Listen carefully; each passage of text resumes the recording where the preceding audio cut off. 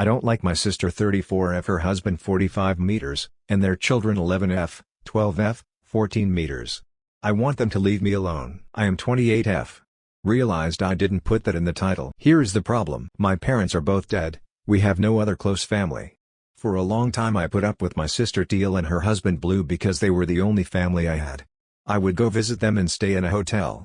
It was always embarrassing and unpleasant. Teal and Blue don't believe in any discipline. They think kids eventually learn how to be decent people on their own.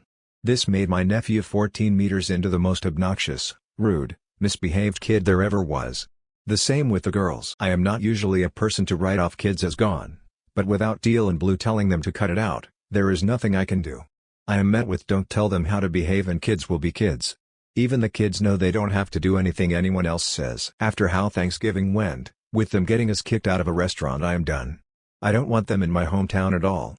They keep saying they intend to come visit me at Christmas. I just want Teal out of my life. She does nothing but make me look/feel stupid. Holidays are never fun with them around. I want to cut them out of my life. I am just not sure how you do that with people who just don't get it. I am afraid they will show up at my house and unpack their car, refuse to leave. The kids love me, a lot. I am their only aunt and Blue's family cut them out. So pretty much if I leave, the kids are alone with Blue and Teal. But I can't make the kids listen. They try to take stuff at stores, and it makes me feel like I am going to get arrested because they wanted candy. I am just tired of trying. I am tired of being told I am too uptight because I like following social etiquette and not getting banned from places. So advice? I am not going to invite the kids up by themselves, so don't suggest that. DL, Doctor, I don't like my sister 34F, her husband 45 meters, and their children 11F, 12F, 14 meters. I want them to leave me alone. Relevant comments. Commenter 1, I'm curious, what did they do to get you guys kicked out of the restaurant? Reply, caused a waitress to burn herself on hot dishes by running into her. Commenter 2, at age 11/12/14? Yeah. That's fucked. I would expect that kind of rambunctiousness from a 5-year-old. Reply, me too. Which is why I am horrified about the sort of people they are going to become. Nephew is going to be 18 in 4 years. It is alarming that they let the kids do this. It is not how our parents raised us, and it is not how normal people raise kids. Reply, yeah. I left the place my sister's contact information and name. I hope they sue so my sister gets some idea the damage in the real world. But they likely won't. I feel bad for the waitress. I left soon after that. Update. This is really short. So sorry. I called my sister on Skype and we had a long conversation. I told her that I would be spending Christmas alone this year. She asked me why. I told her that after Thanksgiving, I couldn't spend time with her family anymore until things changed. She told me that the waitress got their number somehow and had demanded their insurance to pay for medical bills. She said she knew I gave it to the restaurant and was hurt I would sell her out. I asked her to just listen. I had tried to help since our parents died, but her parenting was lazy and ruining her children. I was no longer going to sit by and let them walk all over me. They either changed how they discipline their children or I wouldn't be part of their lives. That if they showed up at my house without an invite, I would A, keep the door locked, B, potentially call the police. I can't make the kids listen. They try to take stuff at stores, and it makes me feel like I am going to get arrested because they wanted candy. I am just tired of trying. I am tired of being told I am too uptight because I like following social etiquette and not getting banned from places. She told me that I was uptight and needed to learn more about the giving spirit. I was the reason that our kids wouldn't have a good holiday and that I needed to make it up to them. She suggested sending the kids to see me alone, so that Teal and Blue would have a nice holiday without the kids. Because it stressed them out. I said no. I was not doing that and said I wanted to go no contact. I let her know I was going to be blocking her on FB and my phone and that she was free to email me if there was an emergency. But other than that, I didn't want to see her, the kids, or her husband again. She hung up and I have not spoken with her since. I scheduled time off with work ahead of time anyways, so I am now going on a cruise with a friend of mine, Birdie. It is going to be really nice. So thank everyone for listening and helping me out. Thanks to you/chillpillow for the nice private message. I feel sad but relieved that I finally might be free from all the stress she brought. DL, Doctor, talked with my sister and let her know I am done going on a cruise. Relevant comments. Commenter 1, hey so, I know your problem is with our kids, as you just outlined in a freaking numbered lists. They're not stressful. You're just uptight. But hey. You think you can take them for Christmas? We really need a break from their stressful asses. What even? Reply, at this point, I think she just had me around to make her life easier. Commenter 2, let your neighbors and or police know you will be out of town and no one should be on your property. Reply, I have, actually. I am close with my neighbors and we watch each other's pets. So I talked it out with one of the neighbors, Sarah, before I spoke to my sister. She was really supportive and is going to watch my pets over Christmas. Which is great. Do they know when Oop is leaving? No, they don't know exactly. I haven't posted it online or anything, where she might find out. But I am going to have someone watch the house for me, get some cameras, and talk to the police like someone said. I guess there is a form you can fill out. Stories number 2. My dad abandoned me when I was 2 and now wants to meet me. My mom overdosed when I was 4. I was used to her passing out for periods of time, so I just made toast and watched cartoons at first. But on the 3rd day I got bored and went to play at the playground. Someone became concerned and next thing you know they're taking her away and I'm going to stay with some nice people. Well, none of these people were very nice. I could go in details, but let's just say that I was removed from the first few due to abuse. And by the time I was put in a decent home I wasn't a nice little kid people wanted to adopt anymore. I was too old and an asshole who hated them because I knew in little kid logic that even though they had red bunk beds and gave me ice cream after dinner, that soon they would be like the rest. I eventually ran away when I was 16. My foster dad got mad at me for going in the fridge without asking and next thing I know I'm packing my bags because I figured someone would pay me to do shitty work and wouldn't treat me like trash. I'm 24 now and my dad friended me on FB. We have the same name and he sent me a long message about how he's gotten older now and thinks I should meet my siblings, etc. I hate him. Maybe I shouldn't. But he left me with a heroin addict and went on about his life. He has a family now? Well, cool. I never had one. Not until I grew up and started my own. I honestly think that letting him know I don't want to be his buddy or his son or whatever he thinks he needs would make me feel better. I could stop hating him and resenting him, unload it on him and just move on. I also want to let him know that I lived in an apartment with my dead mom for 3 days and we didn't have anyone who cared about us enough to come by. I wanted to show him the burns I have on my arm. I wanted to let him know that I hid from one of my foster dads every night under my bed and prayed to a God I no longer believe in that he would just leave me alone.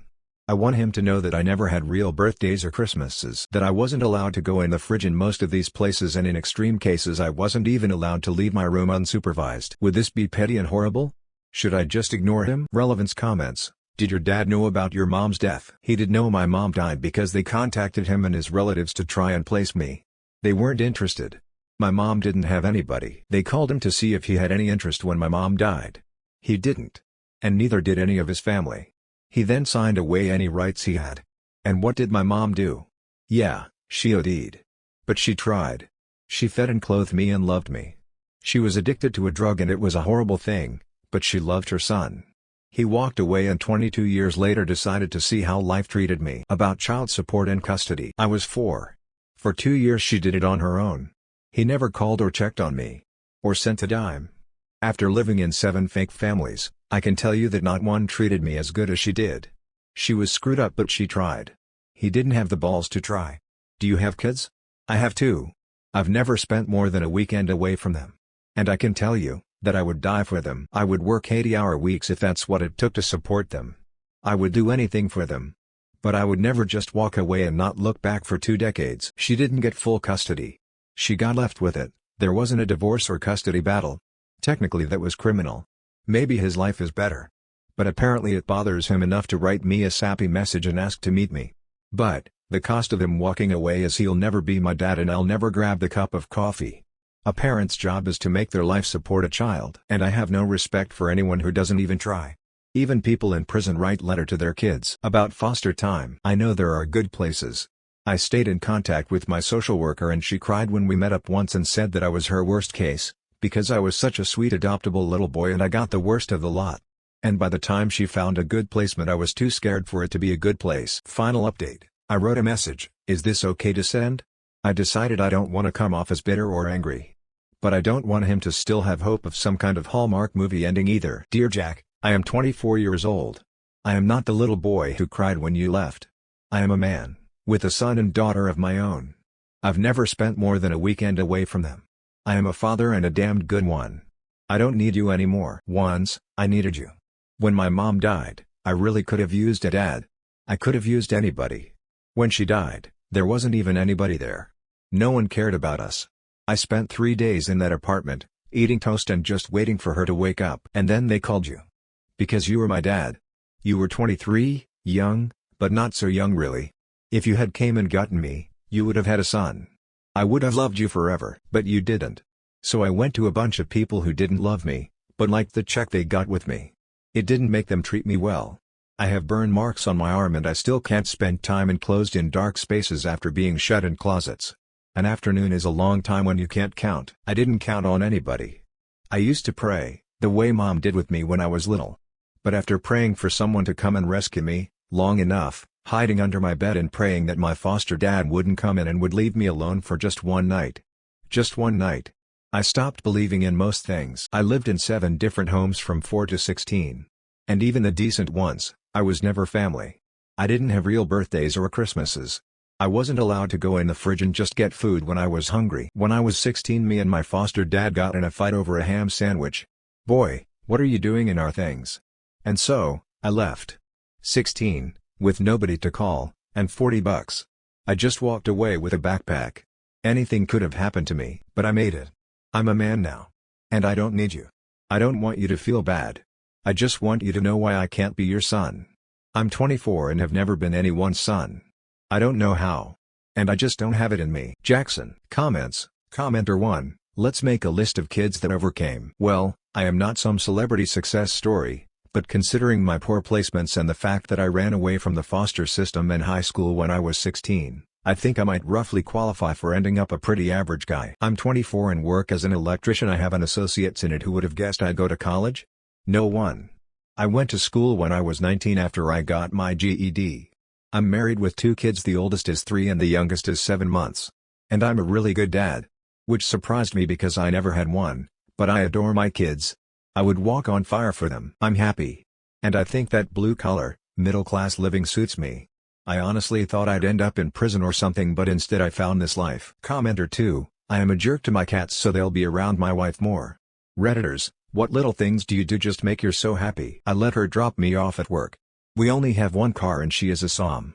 She doesn't usually have any need of the car, but she likes to have the ability, so I get up earlier and wait for the pickup. It's worth it. The wife is good about brushing her hair and putting on shoes and heading out. But we've got a 3-year-old and a baby. The daughter wants breakfast or has to go to the potty, my son needs his diaper bag, etc. Kids are all about contingency time. Commenter 3, as a child, I never ate a single peanut butter and jelly sandwich, I never wanted to be a cowboy, and I never learned to ride a bike. What typical kid things did you just not do? I never owned a bike. I also never wanted to be anything as a kid. I knew theoretically that one day I would grow up and need a job, but I never thought I could be a doctor or an accountant or an astronaut or anything. Stories number 3. Ida for refusing to accept blame for my stepsister's accident. My parents are divorced and they have me 16 meters as their only kid. My dad's still single but my mom's married again. Her husband has a 10-year-old daughter, so my stepsister. I split time equally between my parents. I'm at mom's house for a week, then I go home to dad the other week and I switch back over. My relationship with dad is better. Mom's always been a little too demanding. One thing that has pissed people off is she texts me during school and expects me to answer. She asks me to do stuff for her and I could be in the middle of class. My dad and most of my teachers encouraged me to let her know my phone was going on silent until I was finished for the day, and I started doing it. My mom even called my school before to say they needed to get me to text her back or call her. And I wish I was joking, but I'm not. Stuff she'll ask is for me to pick up milk at the store on my way home, or to pick up takeout that she ordered, and since she got married again it might be to walk my stepsister home from school or to take her somewhere. I don't drive, so mom gets me to do it walking. She even made me stand outside my stepsister's basketball practice for an hour once because she insisted I had to go and pick her up before going to her house. Back in April I had after school stuff and I kept my phone on silent and didn't check because I didn't want to deal with mom saying she needed me to pick up something or whatever. When I was finished I saw mom had texted and said I needed to pick my stepsister up from some Girl Scout/camping thing. Then there was a call I missed and a voice note where mom was screaming at me because they got a call that my stepsister had been knocked down by a bike and was at the hospital. I get to mom's house and nobody's there, so I just do my homework and wait. Mom gets home a few hours later and tells me my stepsister walked on her own because nobody came to pick her up and she wasn't being careful and got run over. And that she was too young to walk alone. I told mom it wasn't my fault and it made mom blow a fuse because she thought I should feel more bad or whatever. We argued over how she knows I have after school stuff and she said family should take priority over any stuff. She chewed dad out for siding with the school on the phone thing and he chewed her out for blaming me. Now every time I'm at her house we fight and she told me I should be ashamed for my lack of feeling bad. Her husband is 100% on her side and he's an ass anyway, so that doesn't surprise me. My stepsister broke one of her legs and she has damage done to her other knee, and it's likely a long-term/forever thing.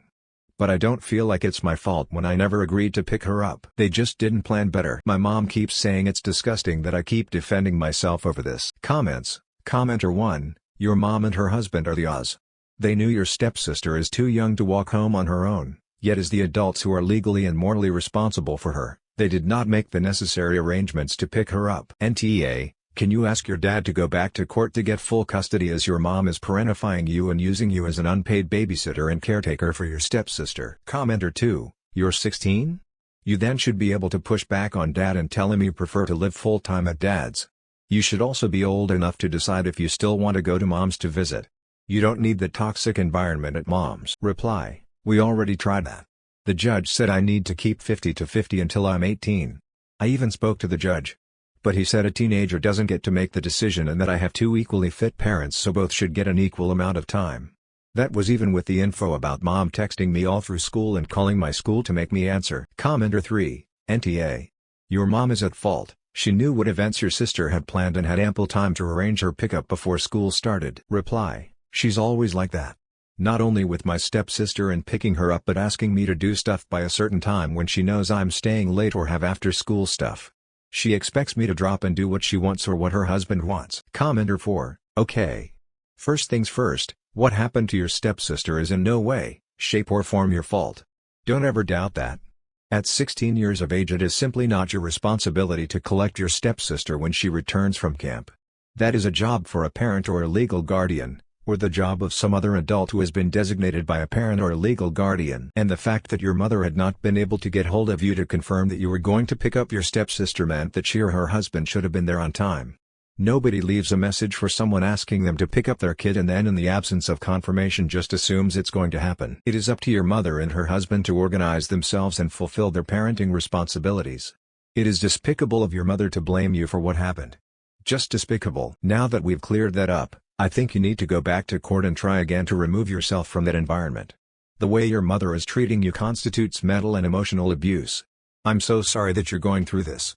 See if your dad can find you a lawyer who specializes in child protection.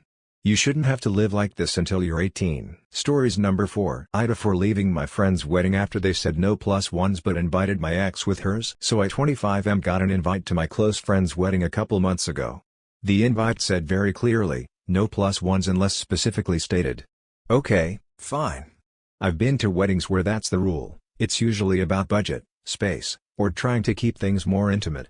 Totally understandable. But here's the thing, I've been dating my girlfriend 24F for about a year now. She's not just some casual fling, she's met my family, some of my friends, and yes, even the groom before. She's very much a part of my life. So, I'll admit, I was a little surprised and kind of hurt that my invite didn't include her name. At first, I thought maybe it was a numbers thing. Maybe the venue was small, maybe they were on a tight budget. I figured okay, I won't push it. It's their wedding, not mine. Fast forward to the actual wedding day. I show up solo, a little awkward because literally everyone else seemed to have a date or a partner with them. I tried to shrug it off and enjoy the day, until I spotted my ex. Not only was she there, but she was there with her new boyfriend. Like, fully invited, no issue. And for context, my ex and I dated for 3 years and had a very messy breakup.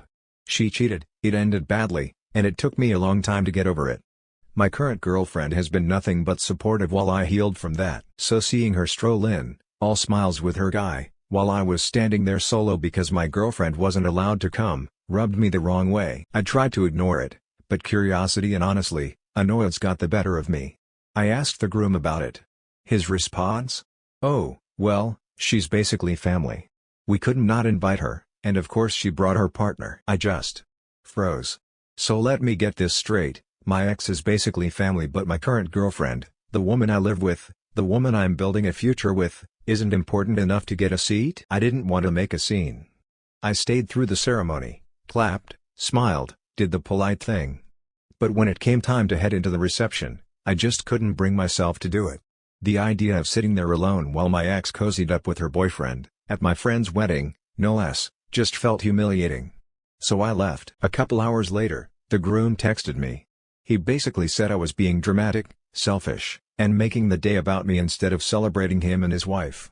I didn't reply right away because I didn't trust myself not to snap, but I keep replaying it in my head. Like, was I really out of line? I didn't throw a fit, I didn't cause a scene, I didn't confront my ex or anything. I just quietly left because I felt disrespected. My girlfriend felt disrespected too, even though she wasn't there. She told me it hurt that she wasn't considered worthy enough to be invited when my ex was treated like VIP. I get that weddings are stressful and couples can invite whoever they want. But I can't shake the feeling that I was deliberately sidelined. It's hard to look at my friend the same way now, like maybe he values my ex's presence more than my happiness. So Reddit, Aita for walking out instead of sucking it up and staying. Comments, Commenter 1, NTA. If you left quietly without making a scene, then how can you possibly have made it about yourself? It sounds like they wanted some kind of reaction from you and were bitter that you denied them that by leaving. I'd maybe create some distance from their people. Commenter 2, doesn't sound like she was invited as your ex, it just sounds like she's closer to the bride and groom than you are? In which case the fact she's your ex is kind of irrelevant. Perhaps her partner is closer to them than your GF is. Personally, I think it's up to the bride and groom which partners they want at the wedding, and I don't really understand being offended by it. Commenter 3, NTA, you don't owe anyone anything. You can leave a party if you're offended. You didn't feel like celebrating, that's okay. Commenter 4, info. Was your ex's partner an actual +1, or are they also friends with the couple and just happen to also be in a relationship with your ex? A +1 is someone that isn't close enough with the bride and groom to be invited on their own, but who gets an invite because they're close to a guest. There's also the possibility though that the partner is close to the couple and would have gotten a separate invite even if they weren't with your ex. In that case it's not A +1, it's two individual guests who just happens to be dating. Do you know that that isn't the case for the partner and or any other partners attending? Stories number 5. My mom is trying to adopt my baby because she thinks I'm too immature. Hi Reddit, I'm kind of spiraling and don't really know where else to turn. I 22F had my son about 6 months ago, and what should be the happiest chapter of my life has turned into a nightmare because of my mom 48F. For some background, I grew up with a very controlling mom. She wasn't outright abusive, but she always had this way of making me feel like nothing I did was good enough. When I was 16, I wanted to try out for cheerleading. She told me I didn't have the discipline. When I was 18 and got accepted into college, she said I'd never finish and pressured me to stay local. Spoiler, I did finish, but she still acted like it didn't count because I went to a state school instead of something better. Basically, she's always believed she knows best. Fast forward to now, I'm 22, living in a small but cozy apartment with my boyfriend 24M. We both work, me in retail, him in construction. Money is tight but manageable. We don't go out, we budget carefully, and honestly, I think we're doing okay for young new parents. It's hard.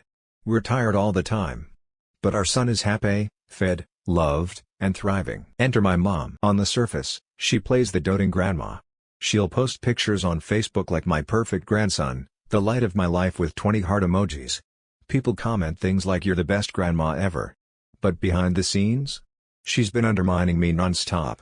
She'll say things like, you don't really know how to hold him properly, let me do it. Or, you shouldn't be giving him formula, real mothers breastfeed. For the record, I tried breastfeeding. I couldn't keep up supply. I cried about it for weeks before finally switching to formula. It was the best decision for my baby's health, but she still brings it up every chance she gets. The breaking point came last week when I got a letter in the mail from the court. At first, I thought it was some kind of scam. But no. It was paperwork showing my mom has filed to gain guardianship of my son. Not adoption yet, but the first legal step in that direction. I felt like the floor dropped out from under me. I called her immediately, and instead of being embarrassed or backing down, she doubled down. She said, "Sweetheart, you're just too immature to raise him properly. I'm not doing this to be cruel, I'm doing it for his future." She actually told me that my baby needs stability and that my boyfriend and I are just playing house. I couldn't even respond at first. I just started sobbing. When I finally managed to say something, I told her she was betraying me in the cruelest way possible. She laughed, and said, "You'll thank me one day." Like, excuse me? I'm not on drugs. I'm not neglecting my child. We're not wealthy, but we're stable. CPS has never been called on me. I'm doing the best I can, and my son is safe and loved. How is this grounds for her to try and take him? Since then, my mom has been acting like nothing happened. She still comes over, coos over my baby, and tries to tell me how to parent. I finally told her she can't see him right now until I figure out how to legally protect myself. Now she's blowing up my phone with texts like, You're punishing me for caring too much and don't make me the villain. I'm just trying to save him from hardship. I'm heartbroken. This is my mother. The person who's supposed to support me. And instead, she's literally trying to steal my child because she thinks she can do better. My boyfriend is furious and wants to cut her off completely. Part of me wants to as well, but another part of me keeps remembering that this is my mom. I can't wrap my head around the fact that someone who claims to love me would do something this destructive. I don't even know what the right move is right now. Lawyer up? Go no contact? Try to reason with her? Though let's be real, reasoning has never worked with her before. All I know is that I feel betrayed in a way I don't think I'll ever recover from. Comments. Commenter 1, she's done seeing low or visiting you ever. Such outrageous behavior is unforgivable. Make sure your home is clean and stocked with food and diapers, as the next step will surely be a visit from CPS or an agency ordered by the court, or called in by her. Have Lowe's medical records handy and make sure they are up to date on vaccines and well baby checks. I'm sorry this is happening. Be the mama bear your baby needs you to be and keep that woman away from you and your family. Commenter 2, that's incredibly manipulative of her. Filing paperwork behind your back shows she doesn't respect you as a parent at all. I'd talk to a lawyer ASAP so you know your rights and have everything documented. Commenter 3, it's simple, you can't. She's just opened you to months of stress to prove your worth as a parent. I would cut all contact for this. She doesn't get to see your child or any future children you have. Commenter 4, NC with her is needed. This is a huge violation of trust. Your baby is not her redo. Having a baby is tough on the parents, but you said y'all are doing okay. File a restraining order and a cease and desist against her. Do everything you need to do including going scorched earth on your mom. Stories number 6. AIO got back from a stressful vacation with my wife and her family. Felt like a tipping point, and thinking about leaving. DLDR, just got back from a very stressful vacation with my wife and her family. I'm processing it, and thinking about next steps and possibly moving out. Longer version, our son is college-aged, and he backed out of this trip at the last second. I should have done the same. He sent on vacation with him last year, and had a bad time, but my wife played up the fact that she gets so few vacation days and she wanted to spend quality time with me alone. So I went. Long drive, we get there. It's already a bit tense because it's a very, very full house. My wife has a lot of sisters and brothers and their significant others. I like my wife's family. Her brothers are funny and smart and nice. Her sisters are all very smart and nice individually, though together it becomes something else. My wife is especially close with her sister who lives a block away from us, and has a baby with her husband-wife's brother-in-law. I used to get along with the sister, and liked her very much. But over the past few years she became more meddling and negative toward me. My wife doesn't see it of course, but even my son noted it and that she's done things that were out of line. Edit, because it was confusing, she has 2 sisters. The one with the baby who lives near us is closest in age. When we get there, I ask if there is a quiet corner to use, as I have to teach online. This is immediately met with some consternation, especially from my wife's very corporate HR brother-in-law, the new father, who rolls his eyes. My wife makes a beeline to her sister and her baby. She spends the entire day with her sister, brother-in-law and baby. The baby is very cute, and my wife loves being an aunt. I had to teach and do grading, which I was able to do in the basement without bothering anyone, so I made use of my time. At night I hung out with the brothers and their GFs, which was fun. My wife eventually comes to bed at 3 a.m. and passes out. The rental is a beautiful house, with stunning views. But, it's remote, and the town or beach isn't walkable. To add to that, my wife's brother-in-law keeps parking his way too big SUV in the bottom of the driveway in such a way that no one can get out without him first making a big deal of having to move it, and every time he moves it, he parks it right back in the same position. I used to like the Bill a lot before this trip. The Bill is a nice, good-looking, very well-dressed guy, comes from a well-to-do family, and makes good money. He makes a good impression and I liked him when I initially met him, though efforts to try to get to know him have stalled. He's uninterested in having any conversations with me or the brothers or even her parents. I tried to make conversation with him a few times, but he seemed uninterested. He'd respond with a one-word mumble and then go back to preening in the middle of the room.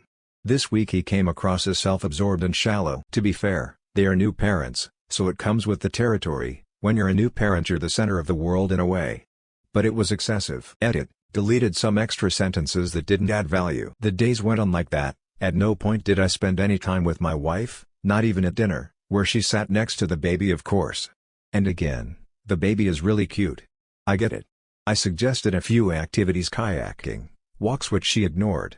Fine, it's her vacation. I felt duped for coming, but I want her to have a good time. It's awesome that she is so close to her sister and her husband and baby, and I had grading to do, so I keep myself busy. That night, my wife's brothers and I were watching TV in the basement while my wife and the sisters and Bill were all upstairs. I get talking to one of the brothers' GFs who is very astute. And she picks up on the tension. This is her first time meeting everyone, and she artfully points out I can't remember her exact phrasing that the sisters and Bill come across cold and self-absorbed. I mention that new parents are often in their own world, for obvious reasons. The baby has to be the center of that universe. But she's like, sure. She mentions she has a lot of brothers and sisters too, but they almost go out of their way to be closed off and cliquish, and was worried they didn't like her. I assured her that wasn't the case. That's just how they are, and they're all circling the wagons around the sister's baby, so to speak. We continue to talk, and somehow the topic of my wife calling the shots comes up, kind of an ongoing joke the brothers like to tease me. I've been in the family for 20+ years and I really like the brothers. I joke that I suffer from a lot of analysis paralysis, so my wife making the decisions for us, like where we live, how we spend our time, what we eat, etc., is really helpful for me. The GF jokes, yeah, she definitely has a tyrannical streak. The brothers laugh. I was kind of struck by this, because it's kind of true. Wife eventually comes to bed after I've fallen asleep several hours later. Last day, the next morning the brothers leave right after breakfast. My wife and I had agreed to leave on Friday, as I had to get back. I start packing up, and my wife freaks out. She's decided we should stay another day. I explain I can't, but I can leave later in the day, as I told her parents I would go for a bike ride with them. She gets really angry and calls me selfish, and tells me she has so few vacation days and she should get to say when we go back. To that I say she can take the car if she'll drive me to a train station later, or she can go home with her parents or sister, they're all going to the same place. She tries to keep the argument going, but I walk away and ignore. This pisses her off. She starts following me around the house, yelling at me, calling me selfish, telling me it's her vacation and she makes more money than I do, and that she'll never have sex with me again. At this point, I feel like I'm starting to have a panic attack. I wanted to leave on the spot. Her sister and brother-in-law then comfort and console her, and offer to take her back Sunday. As I mentioned, they live in our same neighborhood. So at that point, the yelling is over and she goes back to ignoring me and hanging out with them. But I'm still very anxious, and feel kind of humiliated. Then the Bill took her to the beach in the SUV. I calmed down, and as promised I go on a really nice bike ride with her parents, which actually was great and calmed me down a great deal. I get back and say my goodbyes, the parents hug me goodbye, my wife and her sister and Bill are doing their own thing and ignore me. So I just left. I got stuck in a ton of traffic on the way back and had a lot of time to think. I ruminated over the argument, which is very one-sided, basically me just getting yelled at in front of everyone. I don't want to live like that. I don't want to feel bad for being a teacher. Our son is in college. I don't need this. This felt like a tipping point to me. No marriage is perfect, and we've had our issues in the past, including issues caused by her sister meddling. But this trip kind of solidified we're headed toward different futures. I don't want to be treated like a chauffeur or a doormat. I went on this trip, even though it didn't fit in my work schedule, because she implored me to go and claimed she wanted to spend some quality time together. I now realize I was just a convenient driver, and when I tried to stick to my own schedule, the hammer came down. I love my wife, and I am still in love with her. I have zero interest in dating anyone, or even getting divorced. But I don't like who she is around these people, and I don't want to orient my life around them. I would never tell her not to spend time with her sister or Bill, and it's awesome she loves being an aunt. I'm considering moving out. Of course, money is a factor and I can't afford much right now. I'm researching rooms to rent in shared apartments about an hour away, which would be about what I could afford while also paying my half of our current place. I'm also considering filing a separation agreement. I don't want to get divorced, but I think some space would be healthy. Comments. Commenter 1, like you mentioned, it seems like this is a culmination of many things leading to this tipping point. This single event may not be such a big deal as a standalone, but in addition to other things you're feeling, it can feel much bigger. I think your feelings are valid. I also think being around family for an extended period of time brings out some of the best and worst of us. People regress back to their childish states and take on different roles in those environments. I definitely don't think it's cool that you were guilted into going on the trip only to be ignored and then guilted for leaving at the agreed upon date/time. I would be upset too. Your wife put you in a difficult spot in front of the family and used that to her advantage. Maybe there is something going on deeper under the surface to explain why she would act such a way. I definitely think this deserves a conversation. You explained your feelings pretty well here. Maybe you could write her a letter if you're having trouble communicating. Good luck. Commenter 2, I think you have a lot of valid points here, and separation seems like the smartest way to go.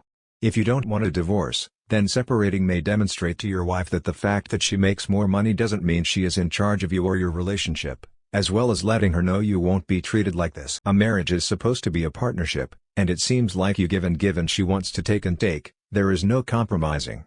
She wanted you to be there for alone time, which you got none of, and when you are trying to take care of your professional responsibilities, it's looked at as if you don't matter because she is the one with the power. Yes, you've been married a long time, but that doesn't mean she gets to steamroll you every time she wants to, and the way she yelled at you and threatened to withhold sex means that she doesn't see you as a partner, but rather someone she can control. That's not how it is supposed to work. Good luck in whatever you decide, but I agree. I think you need time apart. Nor. Commenter 3, I recently went on a camping trip with my wife, our kids, and her friends from her hometown. My wife acts completely different around her hometown friends, kind of like she wants to always look like a badass and is the head of our household, and this has caused many arguments in the past. The camping trip was awful because I was sick with COVID and I didn't feel our 2-year-old was ready to spend the night in a tent. The night was terrible as our 2-year-old cried the entire night and I was freezing cold while I also felt like complete shit from COVID. My wife was also doing her usual badass routine, trying to show off in front of her old friends, and when she changes like that I cannot stand being in her presence. She's rude, condescending, and blames me for every little thing that is wrong. I eventually started chewing her out for guilting me into the trip when I was clearly sick, forcing us to go through a night of hell with our 2-year-old. And acting like a complete jackass towards me just to look cool in front of her friends she sees twice a year. She played the victim and said that I don't like her anymore and shut down. I didn't care at all because I knew I needed to speak up to let her know she was repeatedly doing things that upset me and I had every right to be upset with her actions. Once the trip was over and we went home, she eventually apologized and we are okay now. But there was a moment in my head during that trip that I was wondering if we were still meant to be together. If I hadn't said my 2 cents to her and called her out on the crap she was pulling, I'd still probably consider other options, divorce for our future. I'm glad I talked with her about it because now she clearly feels bad and she knows she kind of fucked up and she was being selfish. Stories number 7. Wibta. If I stayed at my parents' place while my wife stayed at the hotel. My wife and I are going to be attending her friend's wedding, which is in the same city that I'm from, as in my parents still live there. It's on a Saturday with some events on Sunday, and our plan is to fly out with our 1-year-old on Friday and spend 2 nights there. My wife and my parents, particularly my mom, don't get along too well. I'm fortunate that we're far enough that they have to meet infrequently, and when we do meet they do remain cordial but distant. My mom could have been more tactful, my wife could have been a bit more understanding too. It's just issues that cannot be bridged and I won't try to. However, I thought we could stay at my parents' house while we're there. However, my wife is adamantly opposed to the idea and says she needs us to stay at a hotel. I brought up the fact that we meet them on important family occasions without issue, that this was a good opportunity to spend some quality time, but she said this was different. It was her friend's wedding, she wanted to be in the correct headspace and not be stressed. I brought up that staying at my parents would mean more help with getting the clothes ready, and our son. But she's just flat out saying no. She says we can meet them for lunch or something when we land and before leaving, but we can't stay there. I didn't push the issue further, but the more I think about it the more unreasonable it seems to me. Us not staying is 100% going to open a whole new can of worms in an already fraught dynamic. I'm considering saying that I'll spend time at my parents with our son if she's okay with that, and link up with her at the hotel after breakfast on Saturday and Sunday if she really wants to just stay at the hotel. Relevant comments. Commenter 1. I feel like this would really damage your relationship with your wife. How do your parents feel about her staying over? It is a double-edged sword here. If you stay at the hotel, you are choosing your wife over your parents and vice versa. Ultimately, you are going there for your wife and she should be able to enjoy the wedding stress-free. Reply. My parents already know about the wedding and they'd love for us to stay with them. They're basically expecting it. And this is something I tried to explain to my wife, that having the extra help from my parents, especially with our son, would help reduce the stress, but she's just refusing to listen. Commenter 2. I think you should try and have a more open discussion with your wife about this. Is the reason they don't like each other valid? Or is it some petty things? Reply. It's petty in the sense that the arguments themselves were inane, but they both felt strongly about it and neither one gives the other any grace anymore. My mom's attempts to be helpful can be a bit much, and my wife's response can be razor sharp. But I truly appreciate that they both never let it come up when we meet for holidays. Which is another reason I assumed we were good about this, because our meetups are in good spirits with our son enjoying having my parents dote on him. Downvoted commenter 1. Nah. Talk to her about this idea. She may think it's great to have a solo hotel stay, Help with the kid, you get family time and she doesn't have to join in. If you frame it right it seems win-win. Reply, thanks. I'll consider that framing. Although I'm still trying to keep the path open for her to see that it just makes sense, in terms of comfort and help, to stay at my parents'. Update. Wibta if I stayed at my parents' place while my wife stayed at the hotel. I'm okay with that since that was the point I suppose, although I didn't think it would be a near unanimous negative response.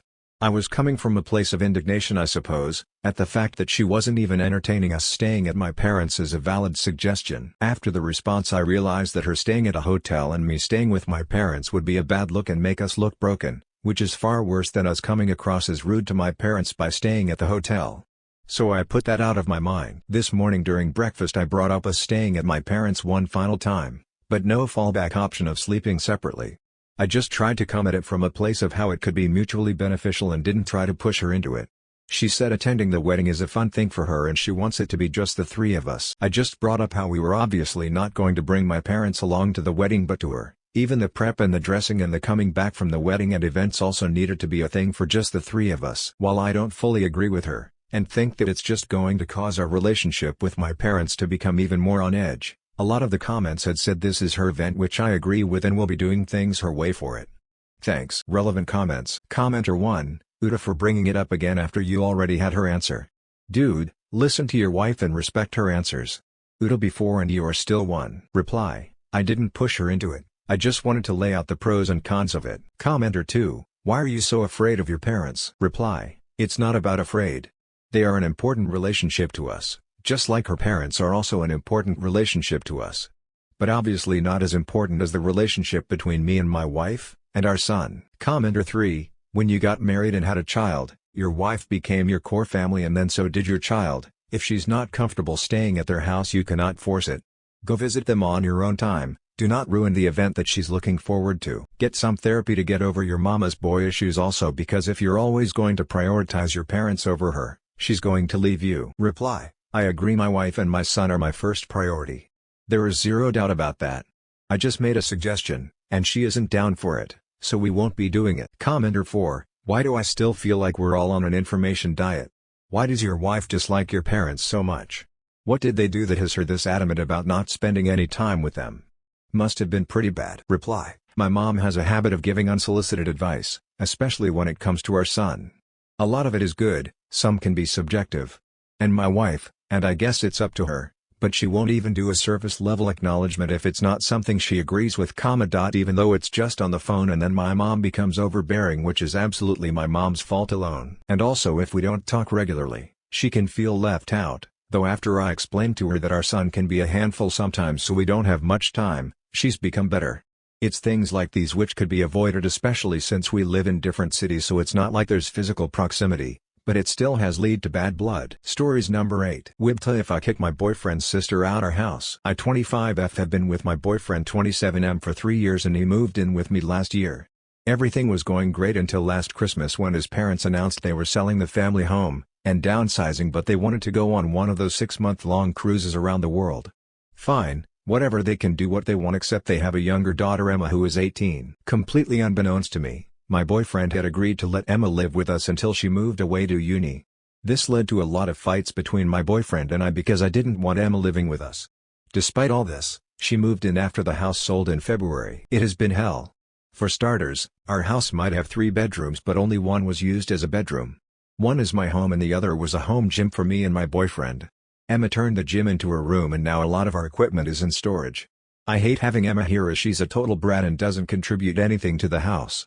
Here is just a small list of shit I have to deal with. The second Emma turned 18 she was out with friends, coming back drunk at 3 a.m. and waking up my dogs as she clattered into the house, normally with an equally drunk friend. For the first month of her living with us she would steal my stuff constantly. Skincare, hair care, perfume, clothes. Anything. I now have a lockable box for toiletries so she can't get to them. Has lost 6 different sets of house keys since moving in and I've had to have the lock changed twice due to various issues. Refuses to do anything I ask her to do because she's busy, she doesn't have a job. How is she busy? Refuses to eat anything I cook and will demand we order takeaway instead. I have asked her repeatedly for meals ideas and even if I make that exact meal, she refuses to eat it as it doesn't taste right. The breaking point came last weekend when me, my boyfriend and the dogs went away for the weekend.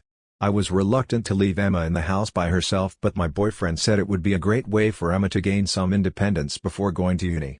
Big fucking mistake. We came back in Sunday evening to a trashed house and a hungover Emma asleep in her room. I had to get a professional cleaner in on Monday to tackle the worst of the mess after I spent half the night cleaning. I'm done. I want her out the house. I thought I could deal with this until she moved away in September, but I can't, especially now that she's talking about putting her place on hold for a year so she can go traveling and use our house as a base. No, I want her gone and out ASAP. True, she has nowhere to go as her parents aren't back from their cruise until the end of August, but I don't care. I want her gone. I've talked to my boyfriend about this and he won't budge because Emma is family and he can't kick her out. So wibta if I kick her out? Edit, forgot to mention this in the post / maybe it wasn't clear. It's my house. I own it outright with no mortgage and my boyfriend is not on any official documents. The only thing in his name is our Sky TV payments. Everything else is in my name as I lived here before he moved in.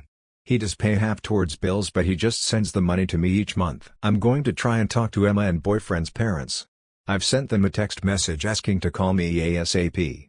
I'm also reaching out to Emma and my boyfriend's older sister to see if she will take Emma in for a while. I doubt she will as they don't get along and she has a 2-year-old, but it's worth a shot. Edit 2, I am such a goddamn idiot. Firstly, thanks to all of the comments I have realized that my boyfriend is not the person I want to be spending the rest of my life with. Secondly, I managed to have a video call with my boyfriend's parents and wow, just wow.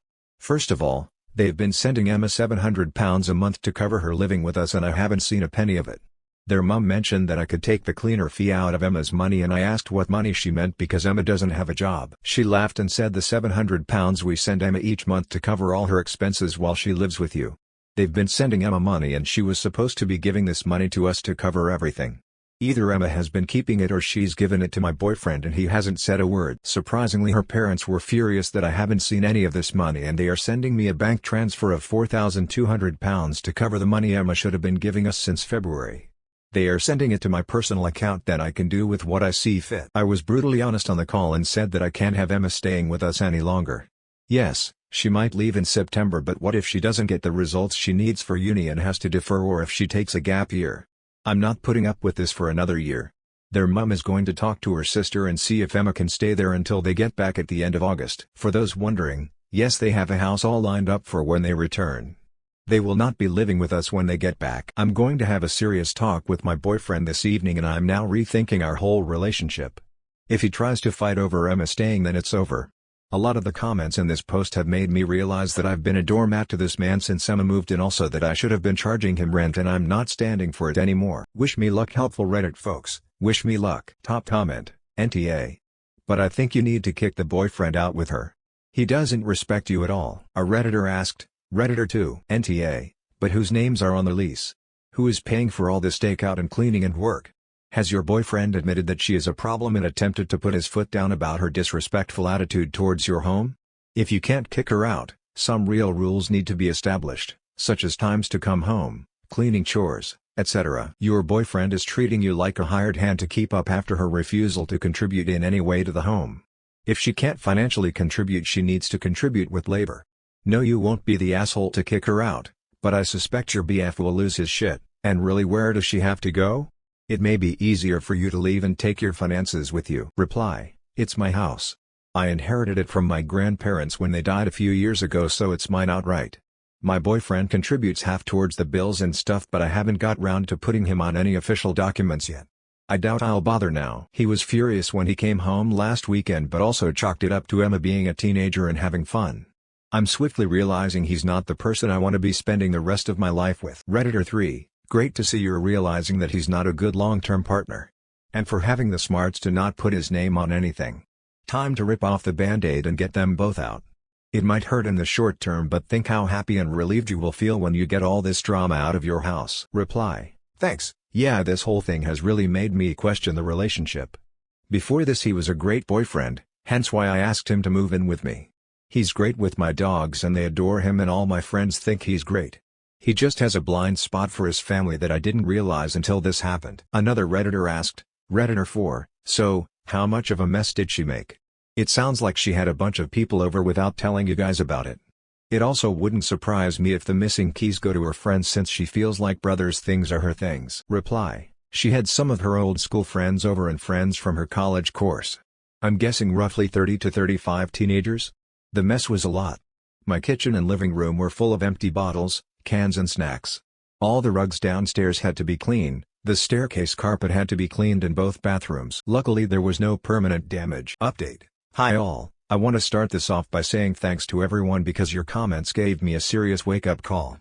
I currently can't post an update on Emma the asshole because this is still ongoing. I won't waffle, so here's the update. I sat both my boyfriend for this update. We're calling him Tom and Emma down last night and laid down to the law.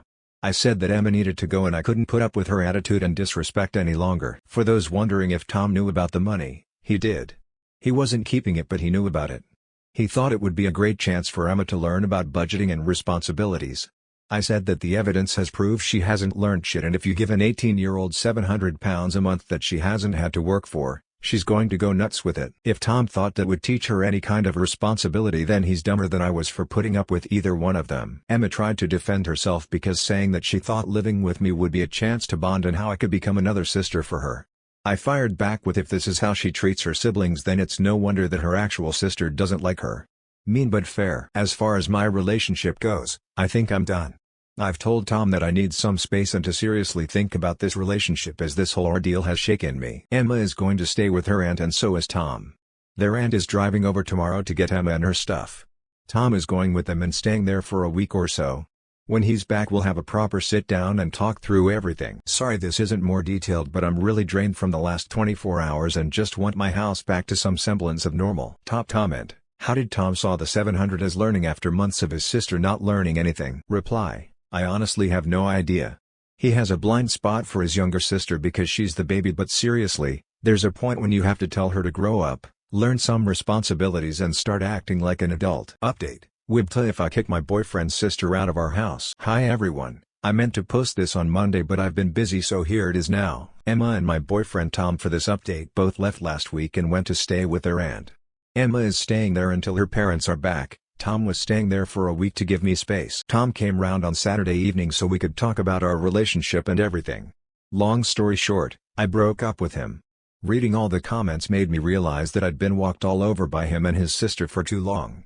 Enough was enough. He's been back and forth over the last few days to get his stuff and I think he's staying at a friend's house while he looks for a place to rent. Obviously I'm sad about the breakup because I did think I'd spend the rest of my life with Tom, but this whole situation has made me realize that I need to be selfish and put myself first for once in my life. As for Emma, she's on a strict curfew and money will be sent to her aunt to cover her expenses. Her aunt has said she's on a 3-strike policy, but, to be honest, I don't care anymore. Emma is not my responsibility and never actually should have been. The money Emma and Tom's parents sent to me has been used in 2 parts, covering all expenses Emma racked up like the cleaning bill etc. A very nice spa trip for me. Some friends are coming with me and we all can't wait. My parents are going to look after the dogs. I've booked myself a full body massage and a champagne afternoon tea. So yeah, that's the update. I'm now single and have my house back. Honestly, I couldn't be happier despite the breakup. Thanks to everyone who left comments and helped me find my backbone. Top comment, Redditor 1, how did Tom react to the breakup? Did he regret his actions? Reply, he does regret his actions but stated that he was only ever trying to do right by his family / teach Emma some independence. The breakup didn't blindside him, he knew there was a 50-50 I'd break up with him after he left last week. He seemed upset by it but I made it clear that despite me loving him, we're just not compatible and I can't be with someone who doesn't respect me, my home or my boundaries. Redditor 2, did he know about the money his parents were sending? Reply, yes, he did. He knew his parents were sending Emma money and he thought it would help her learn how to budget before she went to uni. Spoiler alert, it did not. Last comment, make sure your next boyfriend is worth your time. Reply, NGL. I think I'm staying single for a while. Stories number 9. I 26F am scared to tell my fiancé 29 what happened. It was not consensual. I have a friend that I've known for around 2 years. I had a feeling he was romantically interested in me but he never outright made a move, so I thought it was okay to stay in contact. For the record, I was never interested in him. My fiancé knows him and I've told him that I feel like he has a small crush on me, but he was fine with us staying friends. We are also classmates and he's really smart, so sometimes we study together at his apartment. Again, I've asked my fiancé permission and he's always said it's fine and he doesn't mind. Last night we were studying together and I remember I got really sleepy and I put my head down for a moment and fell asleep. I woke up in his bed naked and not feeling good. Really traumatizing. He said I woke up in the middle of the night and came to his bed and started making moves on him and stuff happened. I felt like vomiting because there's no way that happened. I don't remember any of that happening and my body felt very sore and weird. I don't wake up in the middle of night and start walking around. And I am not attracted to him in the least. I'm not trying to act as though he's some villain with a whole medicine stash, but I think he slipped me something. My fiancé had texted me a bunch asking me why I was still at his place and he was getting upset. I just told him I accidentally fell asleep and I was on my way home now. Immediately left, and when I got home I again told him I fell asleep and nothing bad happened, and he was annoyed and said he can pick me up if I'm too tired to drive, but I shouldn't sleep at a random guy's place. He started lecturing me a bit. I regret even going over it all. I feel so disgusted and scared. I honestly have thought about whether he'd try something, but I didn't think he ever would, and on top of that, he knows my fiancé. I always thought if anything happened to me, my fiancé would go over and end that guy. I would always tell people I'm engaged and show him because he's kind of a scary looking guy. Like I thought this guy would never try anything. But now I'm worried about us. What if he doesn't believe me? And what if that guy took pictures of me? He even texted me saying he has feelings for me and now he knows I feel the same, so maybe we should try to get together and see how it goes. He is insane and delusional and I'm worried he'll tell my fiancé something consensual happened. I just don't know what to do. Comments. Commenter 1. Go get a rape kit test and toxicology screening immediately, while the drugs would be in your system. I am serious. Go right now because you are on a short timeline, like 12 to 48 hours from consumption, to gain proof and evidence of this before the drugs are out of your system. Don't even worry about your BF. If what happened, go get proof of it for conviction and file a police report with your screening results. Go right now. Get off the internet. Go to the emergency or doctors. Get the tests and reports done before you do anything. The rest can be sorted out afterwards. Commenter 2, do not shower. Report this to the authorities immediately and have a rape kit done. You do not have to tell your boyfriend, or anyone, if you do not want to, but you really should report this. While it's not your responsibility, your friend will do this again, to you or someone else. It is disgusting what he did, and you should not feel ashamed or regretful. I'm so sorry you are going through this. Commenter 3, go to the police immediately. Tell your fiancé exactly what happened. You need to be supported. That man needs to be stopped. You can do this. And I'm so sorry that horrible human has treated you in such an abhorrent and abusive way. File a report, and I know it will feel terrible, but you really need to be checked for signs of rape. Commenter 4, I know people are throwing a lot at you right now, so take it one step at a time. The rape kit is the most important thing to deal with. Do that, and take it from there. If you can, get someone to go with you. If it's too scary to talk to your fiancé right now, then take someone else. Stories number 10. I found out that my younger sister was sent away to a religious camp for her sexuality by my evangelical parents, who lied and took money from me, I believe, to fund it. I am furious. I work as a computer engineer and live away from my parents. I moved out when I was 18, not because we had a particularly distant relationship, but because I was very hungry for independence and I didn't want to go to college like they wanted me to. I fell in love with programming and got a job a month after I graduated, and I've done that since. I am extremely frugal, and I now make about $70K a year after taxes. Go Mr. Money Mustache. Both my parents are in traditional white-collar jobs that make significantly more money than I do, and they are horrific with money. When I was growing up, my parents were semi-religious, church on Easter and Christmas type of deal, and not particularly invested in it or politics. Somewhere in the last 3 or 4 years they became interested in it, and in the last year in particular, regarding the last election especially, they have become some of the most religious and over-focused political people I've ever seen. I have tried distancing myself from this by refusing to talk about these issues over the phone at all. I could not disagree more with them. I think they have some very hateful views, but I've chosen not to engage them on it. Growing up, I was not close to my younger sister, mainly because of our age gap. However, she has grown up and is very pleasant to speak to.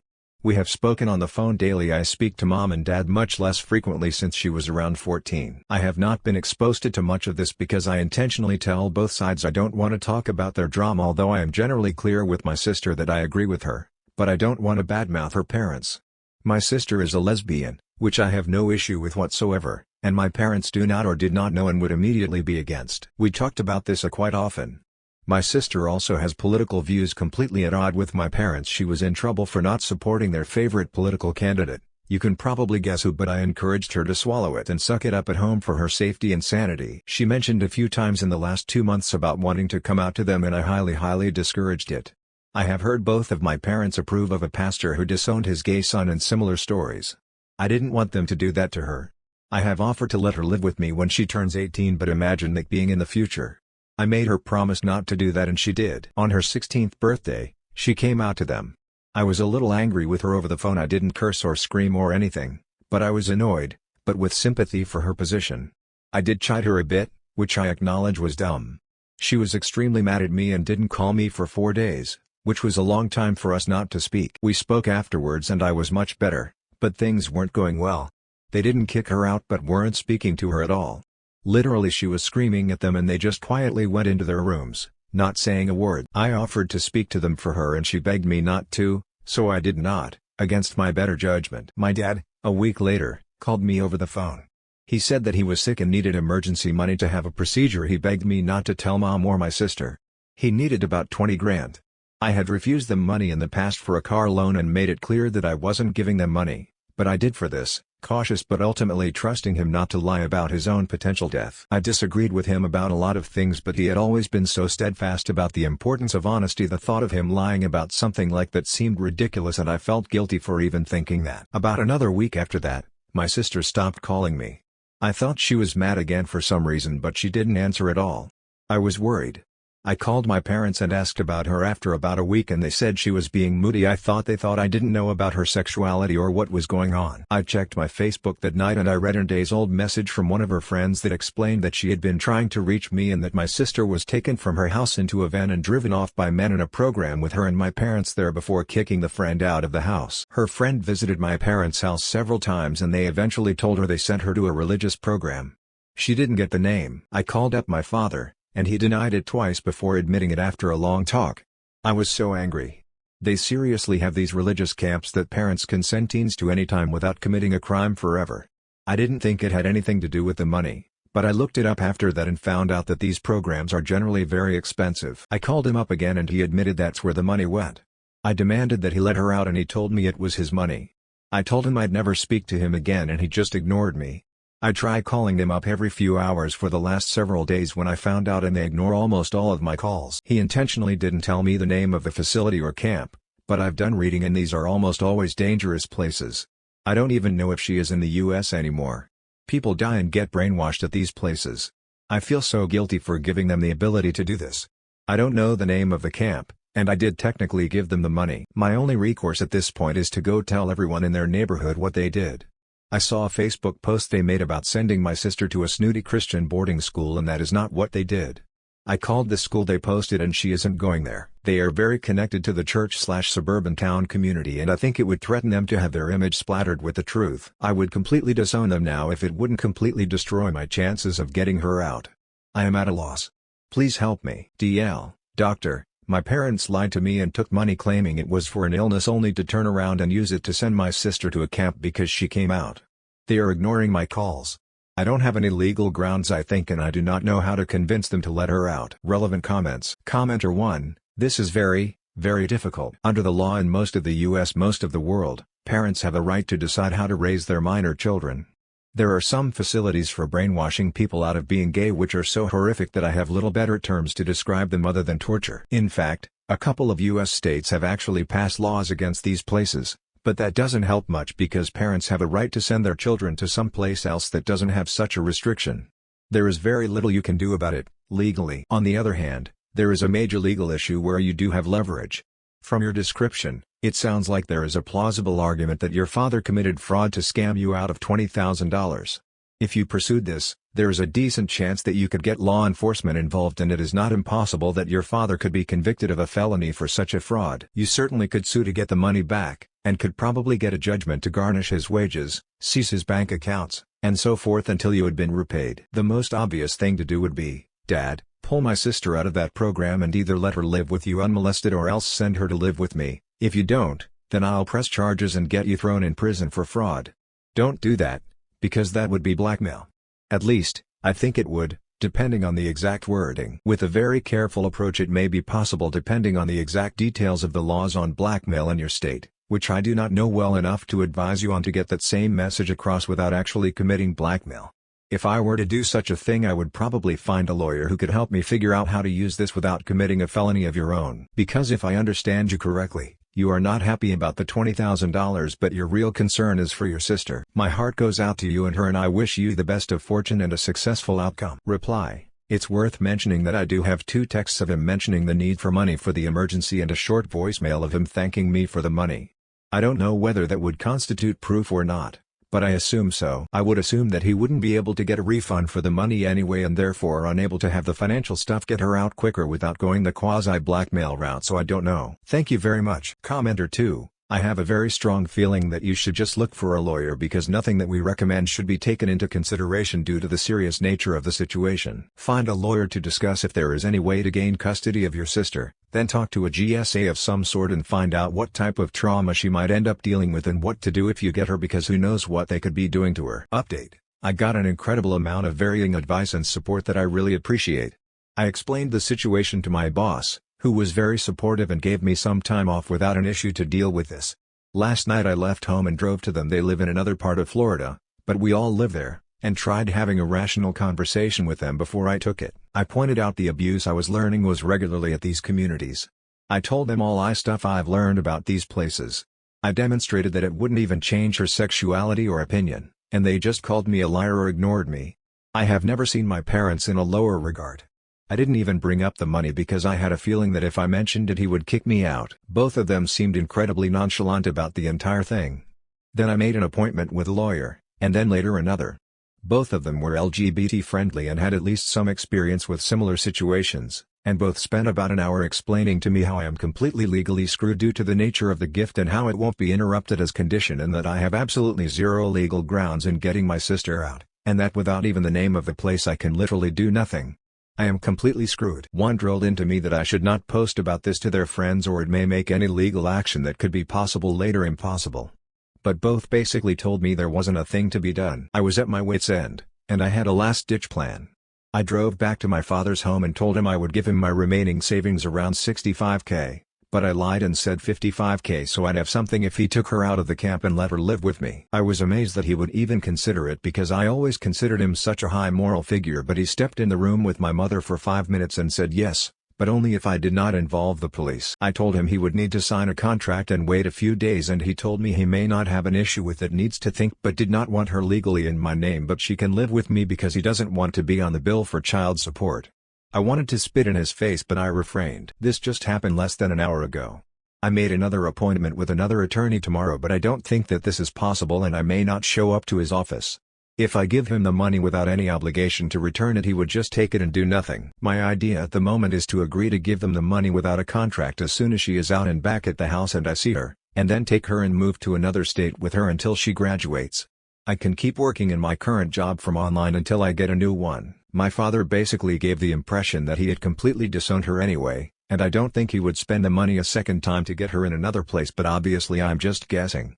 Obviously I cannot have a legal contract written where I buy custody of a minor. Can I have one where they promise not to send her to another institution like that? Like she must go to and graduate from X high school or something, or you must return the money? Is there anything I can do to make this work in a way where she is out and with me, whether in my name with custody or not, and they don't have legal grounds to come and track us down and send her somewhere else? This sounds insane, but I am insane. I'm so worried. I'm vomiting randomly from guilt and stress. I can't sleep, so I'm going to down a few sleeping pills so I can go to bed. Thank you very much, you have helped me immensely. It's disgusting how much the legal system can screw over innocent teens. I've never felt more angry during a 4th of July in my life. I don't know how we can profess freedom when stuff like this still happens and is legally justifiable. Edit. We met and he detailed to me how I can easily go to jail with my plan, and just how dumb it is. I'm not giving them any money. But he made it clear that I have no legal recourse to get her. There is nothing I can do legally that will go anywhere. He advised me to try and settle this from a civil perspective. They won't listen to reason. I have never hated anyone more than them. I feel like I fell in a black hole. I don't see any way out. Final update. This will be a short update, but the situation with my sister has ended on a positive note. It has been resolved. I think the mods will remove this, but anyone who wants to know what happened will be able to see. Currently I am in the hospital.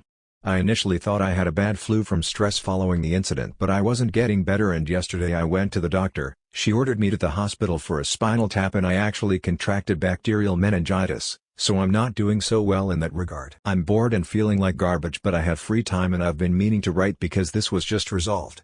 If this isn't entirely coherent, I apologize, my brain is obviously a bit fried right now. This is going to be horribly shortened. I did not give my father any money, and we both basically ended up pretending that I never offered the money and that he never theoretically accepted it. I found out the camp she was staying in, my mother frequently needs computer help, and it was one of the terribly described religious therapy camps several states away. I found several horror stories online from people who have attended this camp, and I showed it to mom and dad and found a sympathetic religious figure from the community they both respected, and I convinced them after much struggling to go pick her up with me. We did and ended up flying there and picking her up with a lot of trouble. They didn't want to let me in at all, and took an extremely long time letting her see us, which made my parents very mad. And my parents were very upset about the small parts of the facility we were allowed to see. They told us our sister would lie and that they should go without seeing her, which made them madder. I thought we were going to have to call the police, but we eventually got her out after many hours spent there. I was nervous she would yell at them, but she knew to pretend she had changed without me needing to tell her. She are back home as of several days ago. I'm in the hospital as of yesterday. My parents are basically pretending they were tricked into the place being a 4-star resort and are laughing the whole thing off, like they are equal victims in this, and this was all a wacky adventure where they stole my money and sent my sister to abusive gay prison. Me and my sister have discussed it privately and we've agreed that she will not make any waves until 18 and then she can live with me during college. Sadly, we still have 2 years until then. I despise my parents and cannot say a thing to them, which is infuriating. I hate their hypocrisy and BS, but we both have to swallow it for the moment. I am finished with them completely and plan never to speak to them again after she is 18. To SM, I lost your phone number, but I will email you again when I'm out of the hospital, which may be a while. To Kathy, thank you for the advice. You are the nicest person I've ever met. This is written badly, but it's taken me forever and I can't really think to write now. This is definitely missing info, but that is the main points. Thank for all the advice, it has helped me get through the worst month of my life. Stories number 11. Ida for accusing my sister of putting her husband before her 11-year-old daughter. My sister 33F has an 11-year-old daughter with her ex Carrie 33 meters. They dated on and off until my niece was 3 and then they officially broke up and stayed apart. My sister dated some but met her husband Paul 35 meters 3 years ago. Paul admits to being jealous that my sister has a child with Gary already and hates that it means having to deal with the ex-Gary. There's animosity between the adults involved as a result. My niece really loves her dad and the two of them always had a close relationship. My sister used to let her keep a photo of her dad in her room at my sister's house, but Paul put a stop to that because he didn't like photos of the ex where he lived. This upset my niece, but my sister backed Paul on that, and at the time I told her it was a petty move and one that would likely strain whatever relationship Paul was building with my niece. On the flip side, Gary allows my niece to have whatever photos she wants, and there's even one truly the only nice photo of the 3 when my niece was about 2 and he keeps it in the living room for her and she has a couple of copies of it. My sister bought my niece a fairy light thing for her room that allows clip-on photos, and my niece put a photo of her and her dad up there.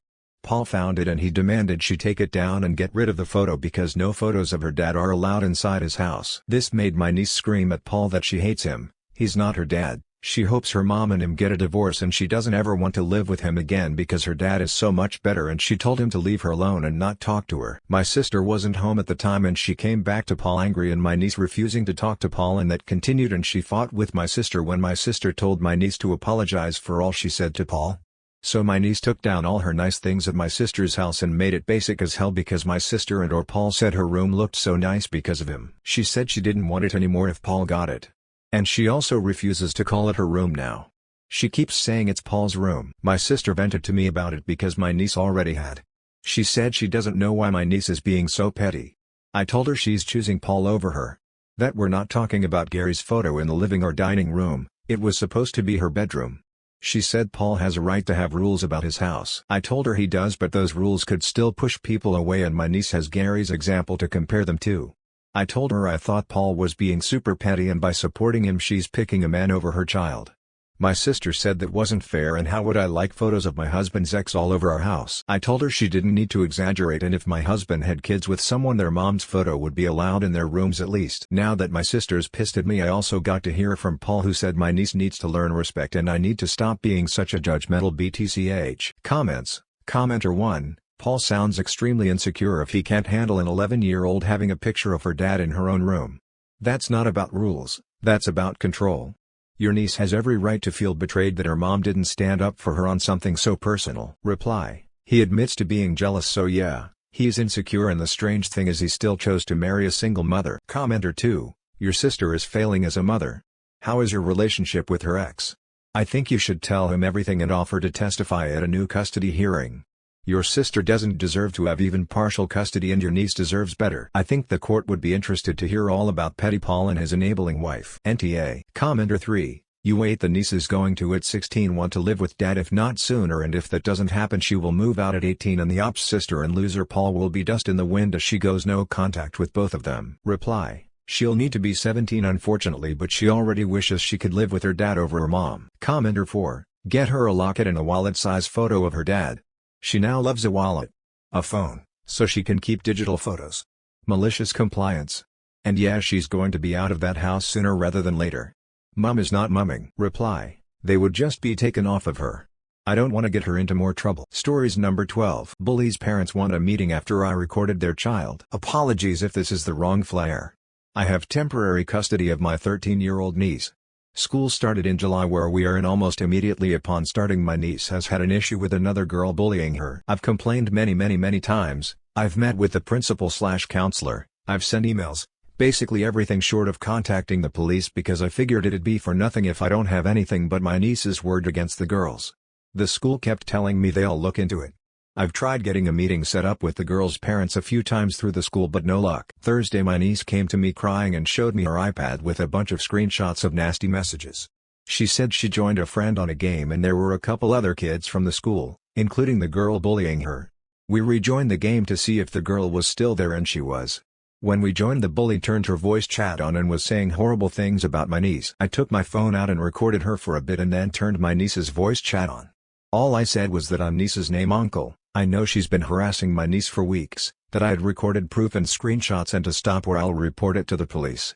She said okay and left the game. The next day, yesterday, my niece stayed home from school and later I got a call from the school saying that the girl's parents expressed concerns about an interaction between me and the girl, want to set up a meeting. I agreed but asked for everything in writing. Should I bring legal counsel to the meeting? Should I file a report before the meeting? Comments. Commenter 1. Hold off on meeting with the school. Contact the school district and file a formal grievance. Go above the principal to the district superintendent. Share that your niece has been repeatedly bullied, and that you have brought it to the school's attention multiple times. Share that the school has failed your niece, and that you would like this to be handled appropriately. Ask the superintendent how he plans on addressing bullying, and what improvement plans the district proposes. Share that you will be filing a police report as a safeguard for your niece.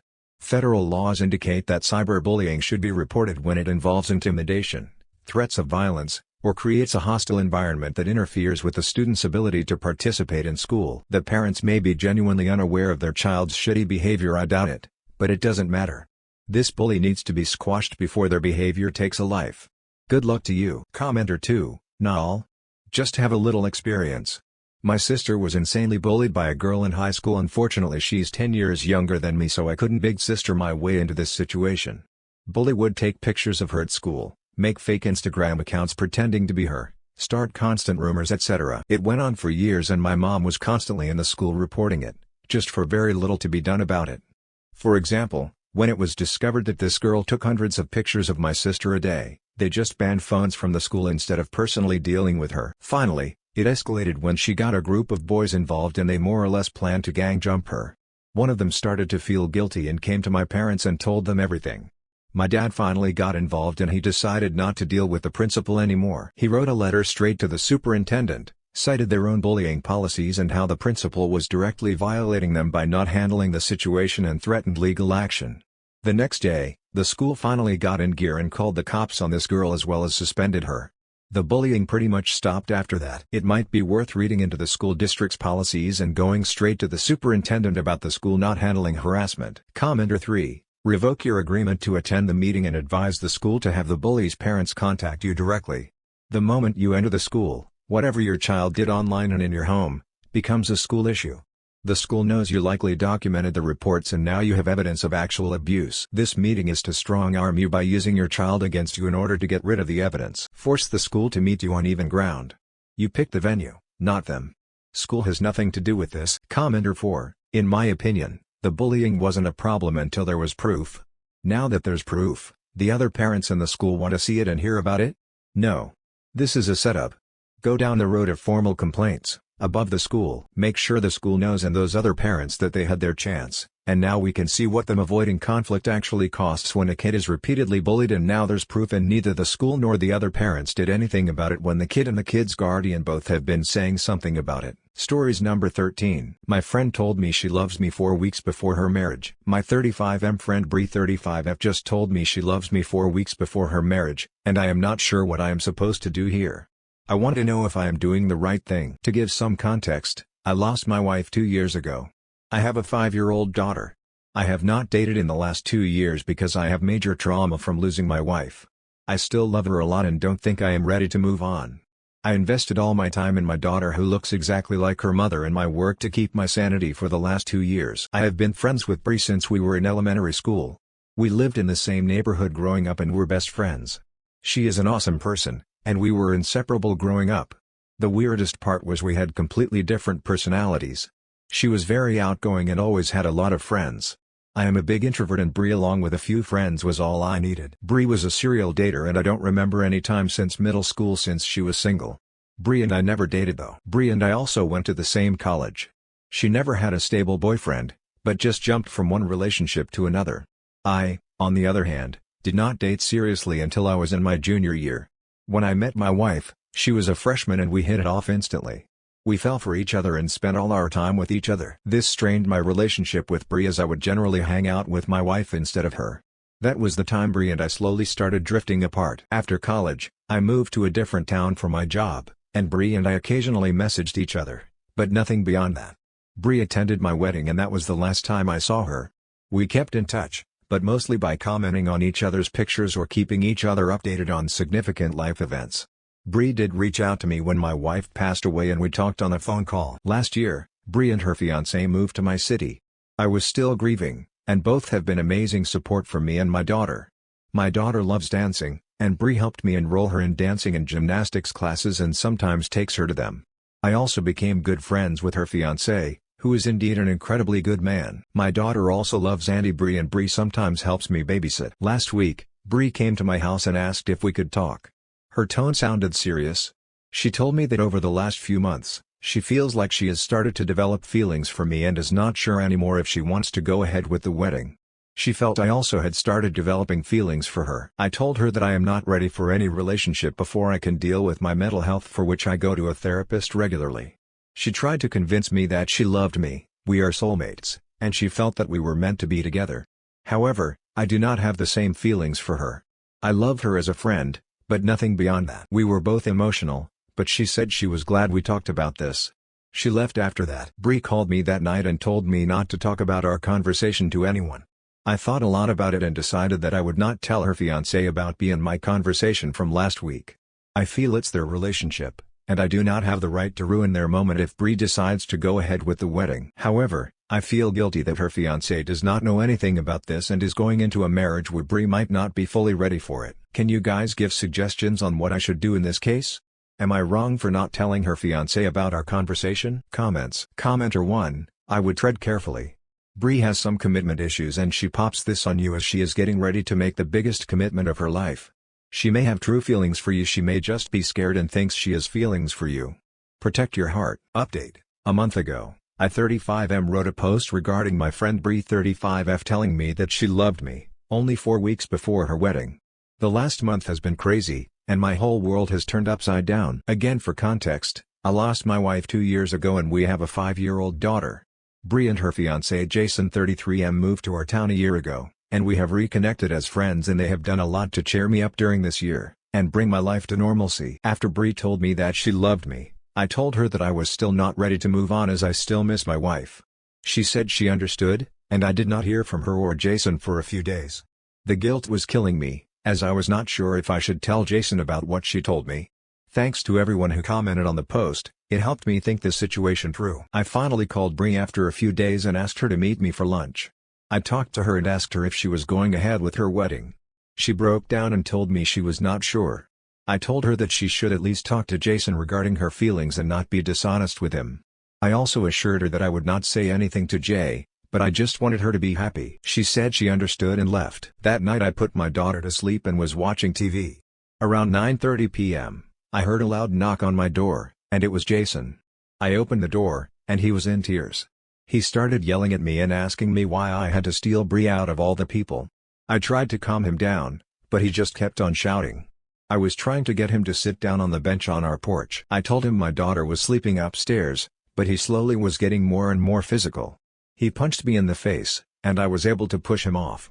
I told him to get out of my house, and he sat in his truck and drove away. I immediately called Bree, and she was crying and did not sound well on the phone. She told Jason that she could not marry him, because she had feelings for me. I was really scared for her, after the physical altercation with Jason, and told her to gather some clothes and get out of the house. She did that and came to my place.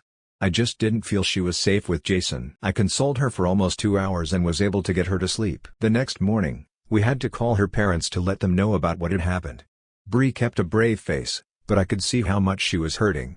Her parents asked her to take a few days off, and immediately come back home, and she did take a flight in the evening to go home. Over the next 2 weeks, the wedding was called off. Bree and I were talking every day and she was just very exhausted. She talked to Jason a few times and kept on asking her to take more time to think. However, I think Bree just wanted to get out of it and decided to just break it off with Jason. Currently, Bree is staying with us for the last 2 weeks. She still has a job here and started going back to work last week. I have talked to Bree in detail about what happened. Bree told me that Jason and her were dating on and off for the last 4 years. Jason is not very career-oriented, and Bree is very good at her job. She felt he was a nice and reliable person, but was unsure about him from the start. She felt that she was not getting any younger, and hence they decided to get married. When she heard about my wife passing away, she just felt really bad and wanted to be around me to comfort me. When she got her big promotion, which meant she could work in a corporate office, she immediately chose my city and moved here. Jason also moved here and got a new job. She never had any romantic feelings for me back then. As she started hanging out with my daughter and me, she started feeling the bond we shared when we were growing up. Except, I was the broken one and she was taking care of me. She said that she realized that she was enjoying her time with us, more than with Jason. She realized she made a mistake with Jason, and what she wanted was right in front of her. Hence, she slowly started thinking about me in that way and finally told me about it. She knew her relationship with Jason was over the moment she confessed to me. It's a shitty situation, but I am glad that she realized that before getting married versus after. As for Jason, I feel bad for him. He is moving back to our hometown closer to his family. He is currently in their apartment and will move sometime next month. I know a lot of you would be curious if we were dating. We are not dating. I don't think I can date anyone right now and neither should Bree. She is my friend, and I am happy that she is staying with us, and plans to be here until everything is sorted out. My daughter loves having Andy Bree around too, so that's a bonus. Plus, it's really nice to see her slowly get back to normal. Thanks again for helping me during my last post. Cheers. Comments. Commenter 1, I'm glad you aren't becoming involved with Bree. She needs to figure herself out and you don't need that drama. It kinda seems like she was looking for a way out of a relationship with fiancé and might have confused that the need to escape with feeling for you. Commenter 2, I think your friend Bree already had doubts and used you as a means of getting out of the relationship. Kinda messed up that she dragged you into her mess. Just make sure you are setting firm boundaries with her, so that you don't get sucked into more of that drama. Reply, TBH, I also thought the same. I think she just needed a reason since she was never really committed to the relationship, and I was right there. We never discussed her telling me she loved me once, since she moved in with us. Commenter 3, I know you didn't deserve to be punched, but for Jason you, his friend, was the one who stole her, so I can't blame him. I'd honestly not be this supportive of her. It cannot do her any good in the long term to still be living this fantasy life with you. No matter how much you tell her, on some level, she's going to believe you'll change your mind. That 2 weeks is going to stretch on. You're not exactly proving Jason wrong from his POV, are you? You are living together. Reply, I never thought Jason was capable of punching anyone. He is a very soft-spoken guy. But, that night he looked scary and out for blood. I understand what you are saying. However, she is a very old friend, and it's frankly very sad seeing what she just went through. I am sure, she will slowly get back to normal and needs a friend right now on her side. Commenter 4, what did she just go through? She jerked him around for years and made him follow the person he thought was his partner to be next to her recently single old friend she had feelings for. She's not the fucking victim here because the guy she fucked over in 100 ways is pissed off. Reply, my daughter really loves having her around and I also do not want her to lose Bree. I have thought about the pros and cons, and I feel I am happy she is staying with us at this point. Final update. My friend told me she loves me 4 weeks before her marriage. I wrote a post 9 months ago about my friend Bree telling me that she loved me a few weeks before she was supposed to get married. For context, I lost my wife 3 years ago, and we have a 6-year-old daughter. Bree and her fiancé, Jason, moved to our town a year ago, and Bree confessed her feelings for me just weeks before her wedding. Things went south quickly, and Bree ended up breaking up with Jason and canceling the wedding. She was staying with us when I last shared an update. I think the story was picked up by some popular YouTube channels, and people have been messaging me to find out what happened afterward. I wanted to maintain our privacy, especially since many of our family members saw the video and recognized my post. They didn't know that Jason had assaulted me, and I had to assure everyone that we were safe and okay. I'm feeling particularly happy this week, so I thought I would share an update. Firstly, the reason Bree moved in with us while Jason was still in town was because I had a temporary restraining order (TRO) against him. Bree also filed for one but was denied, as he had never directly threatened her safety. She said she felt secure with us because of the TRO, and I agreed. Jason didn't cause any issues after that, though he continued texting Bree, asking her to work on their relationship. Eventually, he moved back to our hometown in February, and we haven't heard from him since. Bree got her own apartment once Jason left town, but she remained very much a part of our daily lives. I enjoyed having her around, and my daughter loves her. In April, Bree brought up the idea of us dating again. I explained that I wasn't over my wife's death and didn't want to be unfair to her because I still love my late wife deeply. Bree told me she knew she could never replace my wife, nor did she want to. She shared a beautiful analogy. She said my heart is like a big pot. It holds a lot of love for my late wife, but it also made room for more love when my daughter was born. Loving her wouldn't erase my love for my wife or daughter, it would simply mean there's more room in my heart than I realized. I took a month to think it over, talking to my mom and mother-in-law, late wife's mom, who both encouraged me to give a relationship with Bree a chance. We officially started dating in May, and it's been surprising how quickly we fell in love. I think the strong foundation of our friendship helped a lot. The last 6 months have been amazing, and I've never seen my daughter so happy. She's a big chatterbox now and insists that Bree comes to all her school events and recitals. Sometimes, I feel a little jealous of their bond and even a bit left out of their little chats. The reason I'm writing this update is because I'm planning to propose to Bree this Christmas. It's not a surprise proposal. We went engagement ring shopping last weekend and finalized the ring. We also have wedding plans for next summer. I know it seems quick, but I can't imagine spending the rest of my life with anyone else. Bree deserves to officially be part of our family. My daughter is thrilled, and she and Bree are already shopping for dresses for the engagement photoshoot. Our families couldn't be happier, and we plan to get engaged at a small gathering of family and friends over Christmas weekend in our hometown. I know some people judged me for taking Bree in after she left Jason, and others judged her for leaving him at the altar. Life isn't easy, trust me, and things don't always go as planned. But I'm grateful Bree found the courage to tell me how she felt back then. Thank you all again for your support on my last post. Comments. Commenter 1, this was such a weird chain of events. Yeesh, she left a man at the altar and then made him out to be a villain while living with the man she left him at the altar for. I feel a bit bad for Jason. Commenter 2, wait, so why didn't she end her relationship before ever sharing with you that she had feelings for you? Commenter 3, in case he said no although she didn't listen when he said no, so. Reply, it was such a crazy time 4 weeks before the wedding. I know the right thing should have been the right thing to do. However, I am also glad she did not go through with the wedding when her heart was not at the right place. I feel bad for Jason too, but I think it's better for him it happened, instead of learning about it after getting married. Commenter 4, Jason dodged a huge bullet which is now yours to enjoy. Commenter 5, these two deserve each other. Rooting for Jason. Commenter 6, I love it when two people like this get together. They take each other out of the dating pool. A roundabout favor to everyone else. Commenter 7, be very careful 4 weeks before your wedding. New updates. Bree and I got engaged last December. I know that my love for my late wife would never go away, but I felt it was the right thing to do for Bree and also for my daughter. I proposed to Bree at our old high school ground where we would often hang out when we were younger. There was a lot of drama that unfolded after our engagement. Jason had already moved back and told everyone made-up stories about how Bree cheated on him and ruined his life, and how I played the victim after he kicked my ass. His words. I lost a lot of old friends in this process, but some of our friends were willing to give us the benefit of doubt. Luckily our families know me well enough to know that I would not have an affair with Bree before she broke off her engagement. I think the news of our engagement did not sit well with Jason. Things got ugly when Jason tried to break into Bree's house to talk to her, but luckily me and her brother were there and called the cops. He still thinks we were sleeping together before Bree broke off her engagement. I know a lot of you guys warned me that Bree was planning on being with me the entire time and moved to my town specifically to be with me.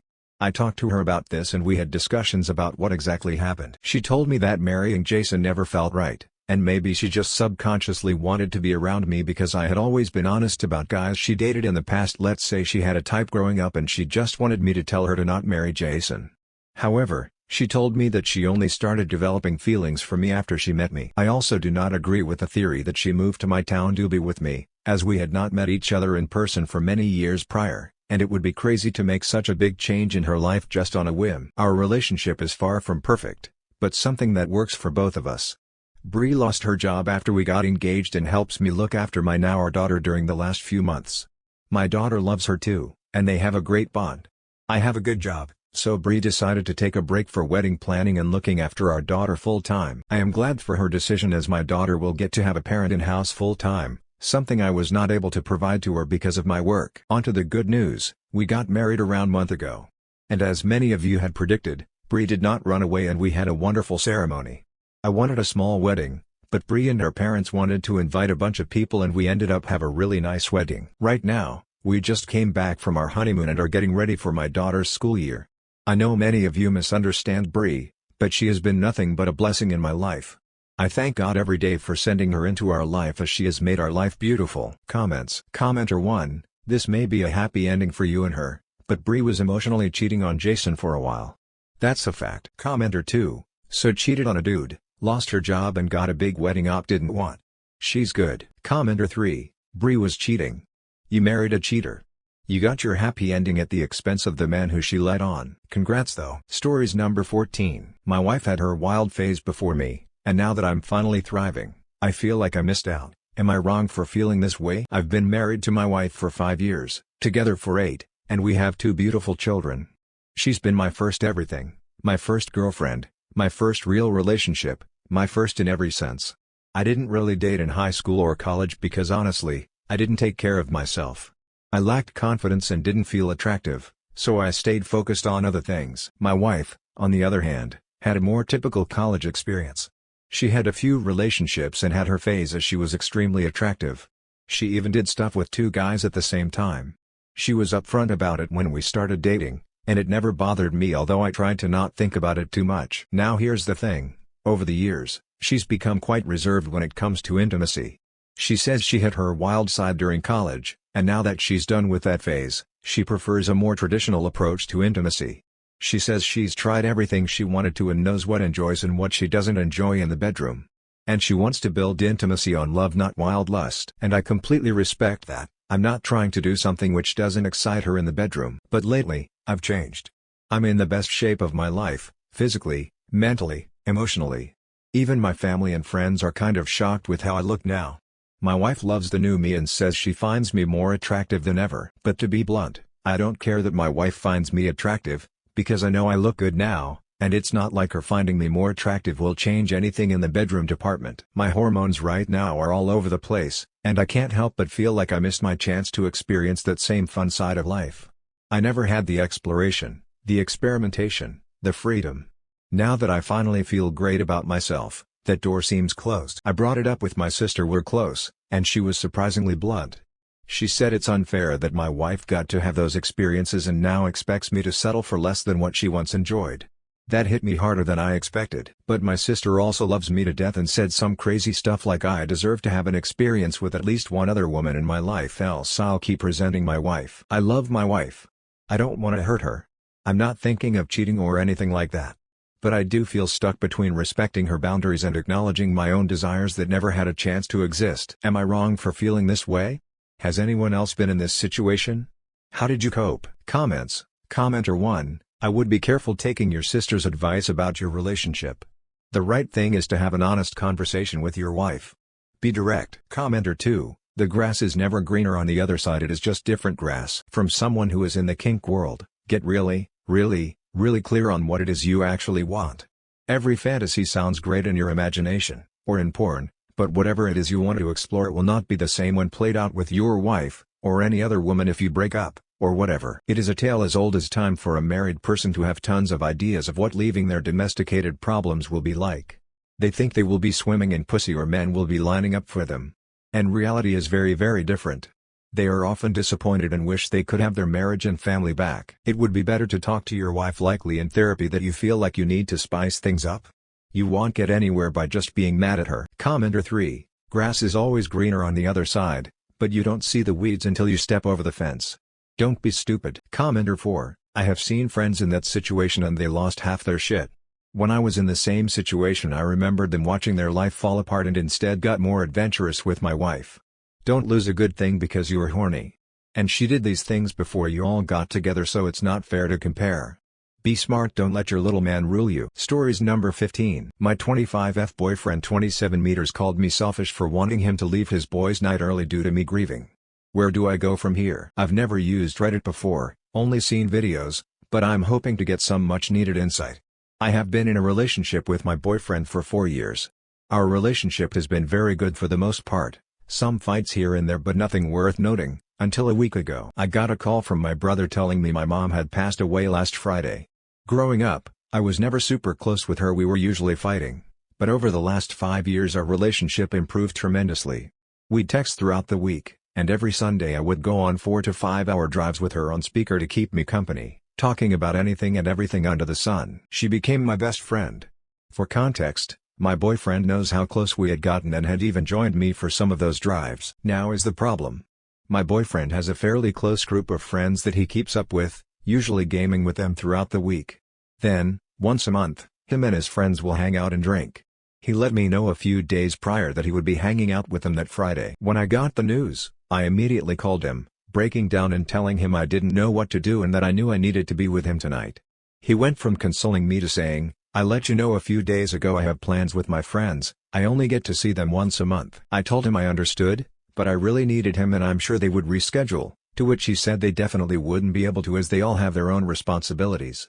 After some more time going back and forth, I gave in and said I would be okay with him going as long as he left early. Since he leaves at 7 p.m., I said I would like for him to come back by 11. He agreed. I spent the night going through texts with her, photos, everything I could.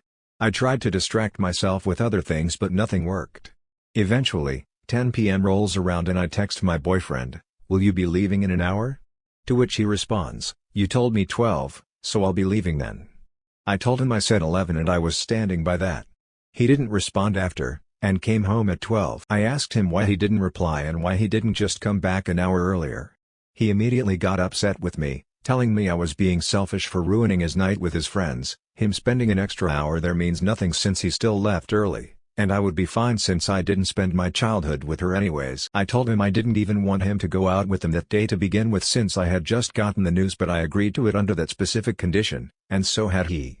He could also just catch up with his friends when they game during the week. The fight ended with him telling me I was again being selfish as he doesn't get to see them in person often, and that I shouldn't expect him to drop everything for me. We've been fairly cold to each other since, which has left me overthinking and reevaluating our relationship.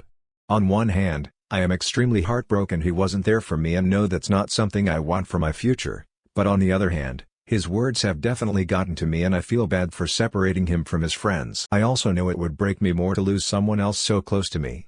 Where do I go from here? Top comments. Commenter 1. If my mother passed away and my partner didn't come home from being with his friends, that would be it for me. He's trying to tell you what he didn't do was bad because he told you it was happening, you weren't close with her in childhood, and is genuinely trying to make it your problem. You're grieving, and your boyfriend of 4 years doesn't think it's a big deal. Create a plan and end this relationship. Commenter 2, he is totally darvoing her. Darvo is shorthand for classic abuser responses. It stands for deny, attack, reverse victim, and offender. Your BF did all of them. He denied that he agreed to come home at 11, he attacked you for asking him for emotional support, and then made himself the victim of your demands, instead of letting you be the child who just lost her mother and needs emotional support. Get out now. This is a man who will always choose his needs over yours. Commenter 3, sounds like the boys are more important to him than his girlfriend and her intense grief. My wife would have filed for divorce the next day if I went out with friends after her mother passed last year. Commenter 4, I've treated complete strangers as more of a priority than your boyfriend treats you. If I had met someone that day and they found out their mom just died, I wouldn't leave them to go drinking, let alone if they were someone I care about. End it. This guy doesn't care about you at all. Update post. I want to start off by saying thank you so much to everyone that commented. I spent a good while reading every single comment, so for everyone that gave me advice and shared their stories, please know I am extremely grateful for you. I also really appreciate everyone that gave me their condolences. Now for the update. A little while after posting, one of my boyfriend's friends reached out to me. He asked me if I had posted it, because if I did, he had something to tell me. I said yes, and he told me before my boyfriend left their boys' night, he had started complaining about me to everyone there, telling them I was being a psycho and forcing him to leave. He completely lied about my relationship with my mom and told them I wasn't close with her at all, rarely talked to her, anytime I mentioned her I did nothing but shit-talk her, and that I was using her death as a way to control him. I also learned throughout our entire relationship he'd tell his friends about every fight of ours and again would completely lie about everything that happened in them. For context, I am not close with any of his friends and he had apparently told them I was faking my personality whenever I interacted with them and shit-talked them when they weren't around as well. Ironic, so I don't necessarily blame them for believing it. The only reason why his friend reached out was because my boyfriend had done the same thing in past relationships, and he was starting to get suspicious and tired of it. I confronted my boyfriend about it afterwards, and he denied everything for a while before ultimately admitting to it all. He started crying, saying he doesn't know why he's like this but that he loves me, can't live without me, anything and everything you can think of. I packed whatever I could and told him I needed time to think. I'd be staying with my brother in the meantime as I had to drive out to go to my mom's funeral and go through her things, so, for the few that asked if I had another support system, my family lives a few states away as my boyfriend and I started out long distance, and I moved away from them a couple years ago for him. The few new friends I made are away traveling for the summer, which I couldn't join in on for numerous reasons. I also couldn't get out of bed for the majority of the week so I didn't leave sooner. What he didn't know at the time was that I didn't need time to think, and I had already decided I would not be coming back. As I said in my original post, there was nothing awful worth noting about him during our relationship. He didn't treat me exceptionally well, but not terrible either. So, prior to his friend reaching out, I genuinely didn't know what to think of the situation. To me, it was out of character for him. My main thought was the news of her passing might have hurt him a lot as well and he didn't know how to handle it. But, I now know that he was an entirely different person with his friends, and what was out of character for me, was completely in character for them. It definitely scares me to think of what would have happened if I didn't post and never learned the things he was saying when I wasn't around. I also have no clue what I'd do if another life-changing event happened and he put something else above being there for me. So, to everyone that wanted an update, just know I have completely removed him from my life. No amount of tears and fake apologies will convince me otherwise. He wasn't there when I needed him and that's enough, but the lying and fake stories he'd share on top of it is terrifying. I know my mom would rip me a new one if she heard all of this and I did anything other than leave him. Lol. I will always be grateful for this little corner of the internet and the awful future it saved me from. Stories number 16. My brother jokingly threatened to slit my throat. I know he's serious. Hello. I'm a 22F, ex-Muslim. My brother 26M is a devout Muslim. I moved away from our country to study abroad, and for the past 2 years I've been living with my aunt and her family. The house is small, I share it with my 3 young cousins, and I've been feeling unhappy and cramped. Recently, I was on a call with my brother and told him I want to move out and live alone. His response was, you started believing in yourself? You know I will slit your throat if you do that. I asked him why he would say that, and he claimed he was joking, but then clarified that if I moved out from my aunt's place, he would come here to take me back to our home country. I feel scared and conflicted.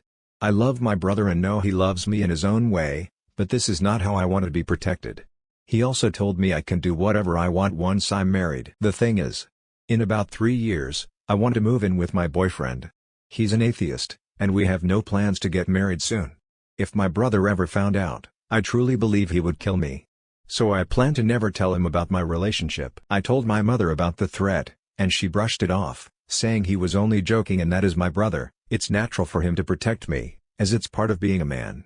When my brother overheard this conversation, he got mad and left, and then my mother blamed me for making him upset. I'm feeling anxious about what's to come.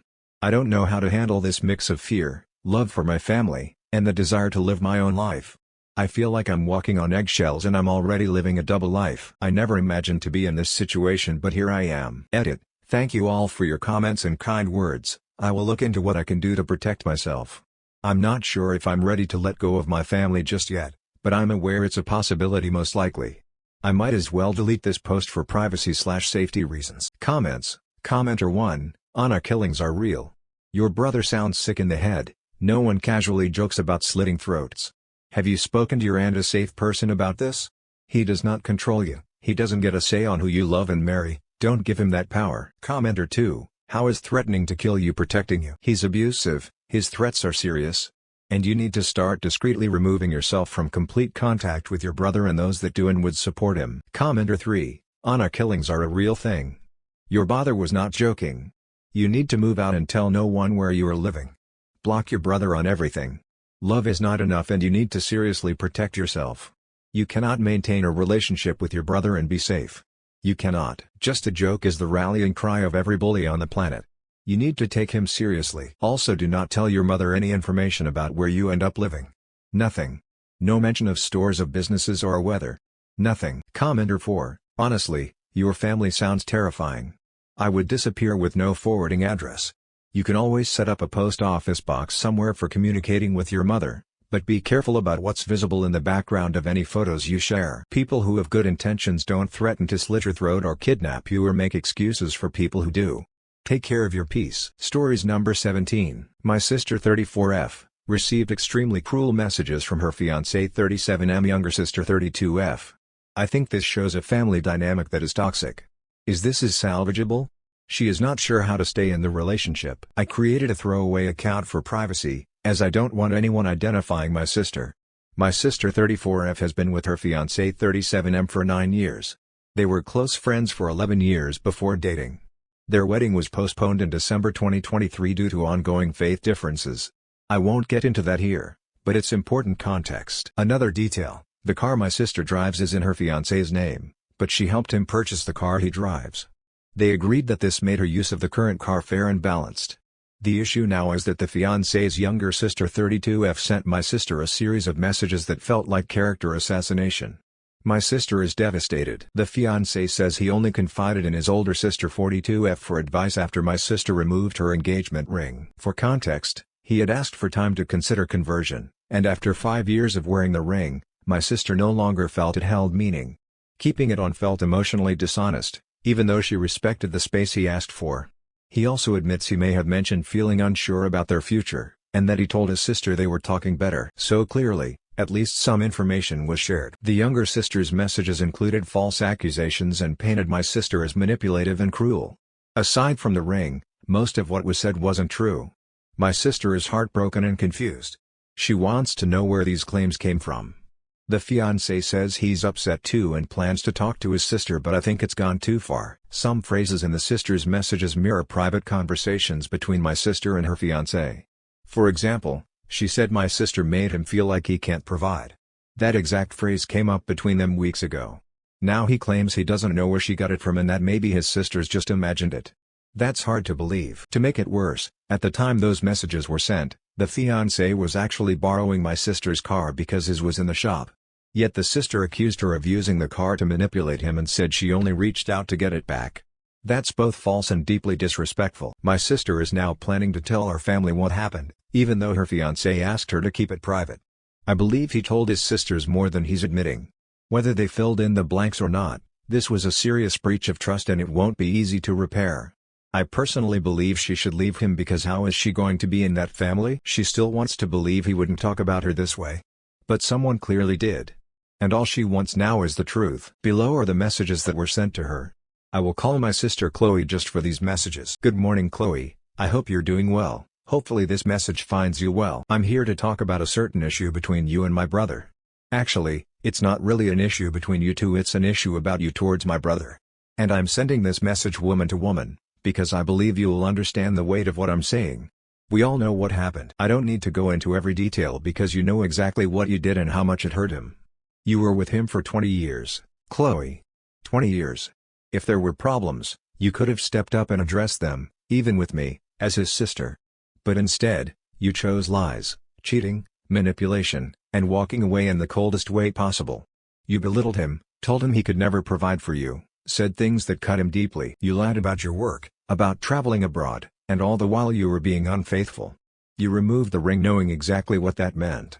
And now suddenly you're acting like the good person, Saying you forgive him just because he took his car back?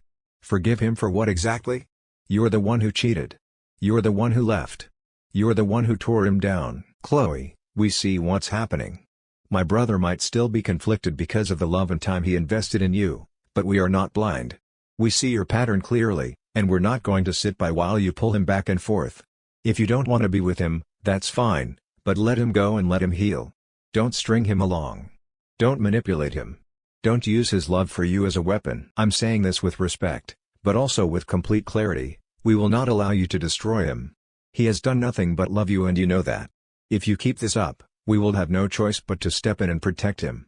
I'd rather it doesn't come to that, so please, respect yourself, respect the years you shared, and respect the fact that he has given you nothing but his whole heart. Second message, Chloe, I'm going to keep this short because I believe you already know the impact of your actions.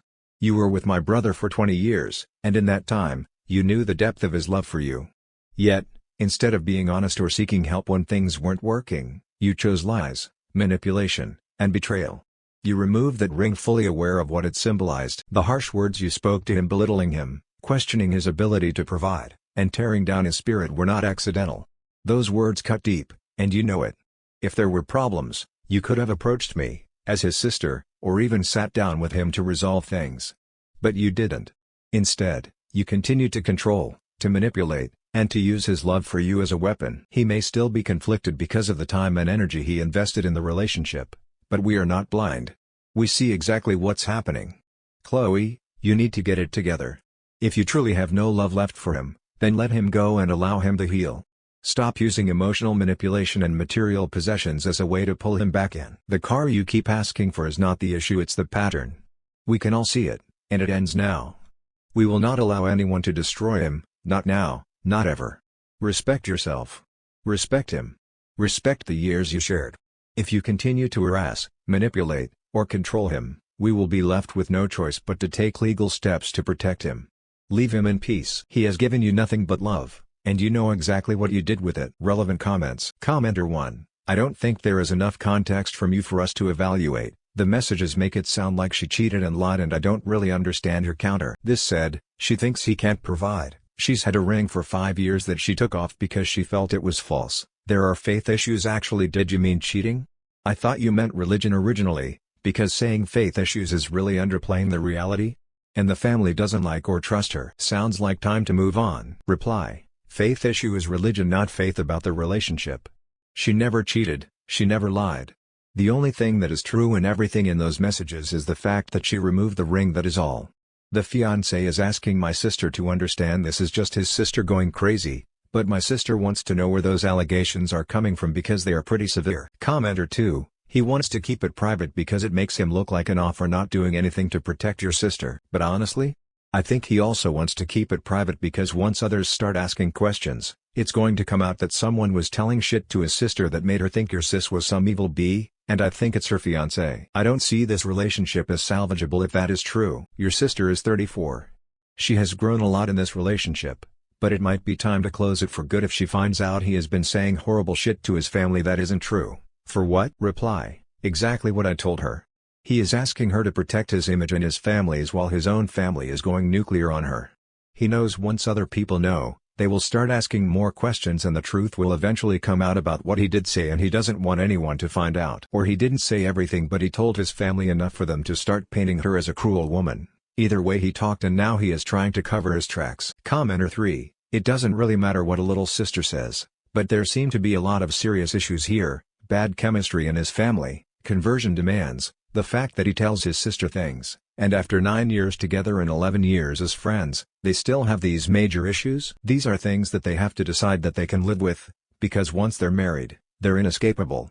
I don't think that they are in the best relationship for them. Reply. I think I should mention that my sister was severely depressed for a long time. She recovered 90% in 2022, and I would say even now she is at 90% because I know her well. But for someone who doesn't know her very well, they can never tell, and couldn't even tell for the past 3 to 4 years, that something was off. When they started dating, she was very depressed. I believe that is one of the reasons that she never realized faith was an issue in the first place, despite people around her mentioning it. With that being said, I think it is rather strange for people to be together this long and stay together when they can see their incompatibility. especially when that incompatibility has surfaced and they are both aware of it. Commenter 4, she's been wearing the ring for 5 years out of a relationship nearly a decade long, and he needs time?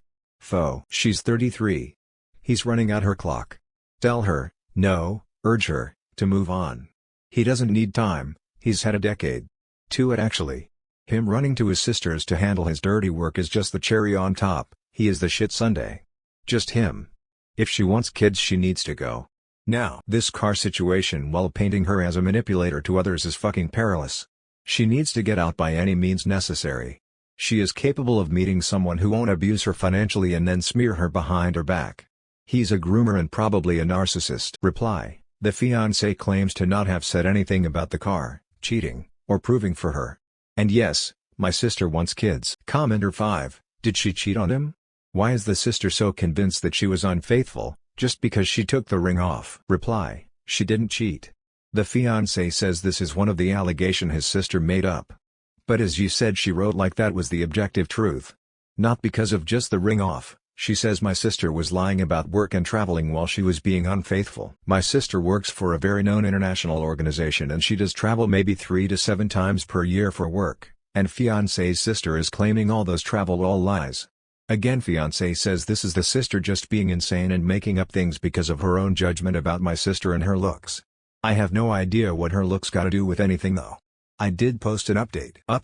The fiancé spoke with his family, his mother, the older sister he had confided in, and 2 of his brothers. During their discussion, the older sister admitted to mentioning that my sister had removed her ring.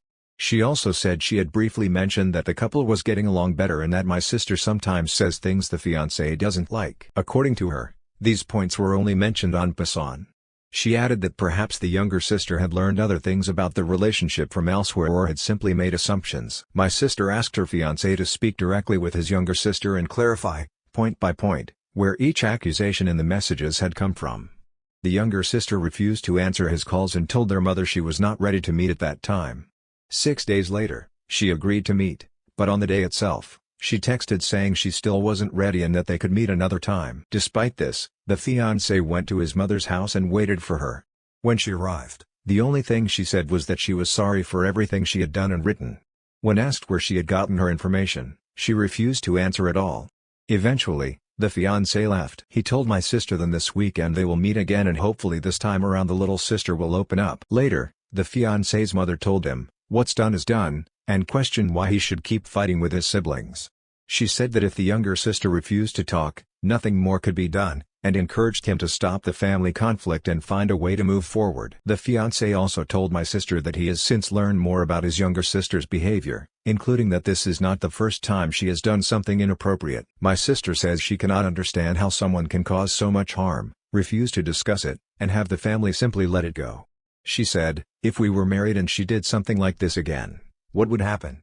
She feels unprotected by her fiancé, believes trust has been broken, and feels his approach is too passive. She remains determined to find out where the accusations originated and says she cannot simply let it go. My sister has also informed my mom and our 2 other siblings about what is happening. As you can imagine, they were horrified, and still are. Our eldest sibling keeps saying she doesn't understand why they are still together, believing that his family will never stay out of their relationship and that they are not good at handling conflict. Honestly, all of us think she should end the relationship, but we know she is an adult and must make her own decisions. On another note, regarding the car, she plans to request that it be transferred into her name. As for the relationship, as many of you have pointed out, it is ultimately up to her to decide whether to move forward, but as things stand, it does not appear that moving forward is possible. Relevant comments. Commenter 1, sister is still in denial and is having sunk cost fallacy. This is a dumpster fire relationship. Reply, I agree 1000% with you. When I talk to her I can tell this is where her mind is at. I wish she could see herself how we all see her. She would realize that it is okay to leave and that she will be more than okay. Why isn't Oop's sister leaving her fiancé? Reply, I think she is just afraid of the unknown. My sister was depressed for a very long time, and before depression she was a very confident young person, but depression stole her confidence. Even though she is 90% back to normal now, I can tell that her confidence never fully came back. Commenter 2, she loves him more than she loves herself. There could also be sunken cost fallacy, which I definitely think is why she won't leave. She's given so much of herself, and feels if she walks away, then the relationship was for nothing. She wants that relationship to mean something, but she's obviously the only one that cares about it. Reply: I agree with everything you just said and I believe she doesn't love herself enough. My sister was depressed for a very long time, and before depression she was a very confident young person, but depression stole her confidence. Even though she is 90% back to normal now, I can tell that her confidence never fully came back. I believe that is partly why she is still in this relationship despite the faith incompatibility and everything else. She believes he is the only one who understood her when she was at bottom and maybe the only one who still gets her. I hope one day she will realize this is such a false narrative.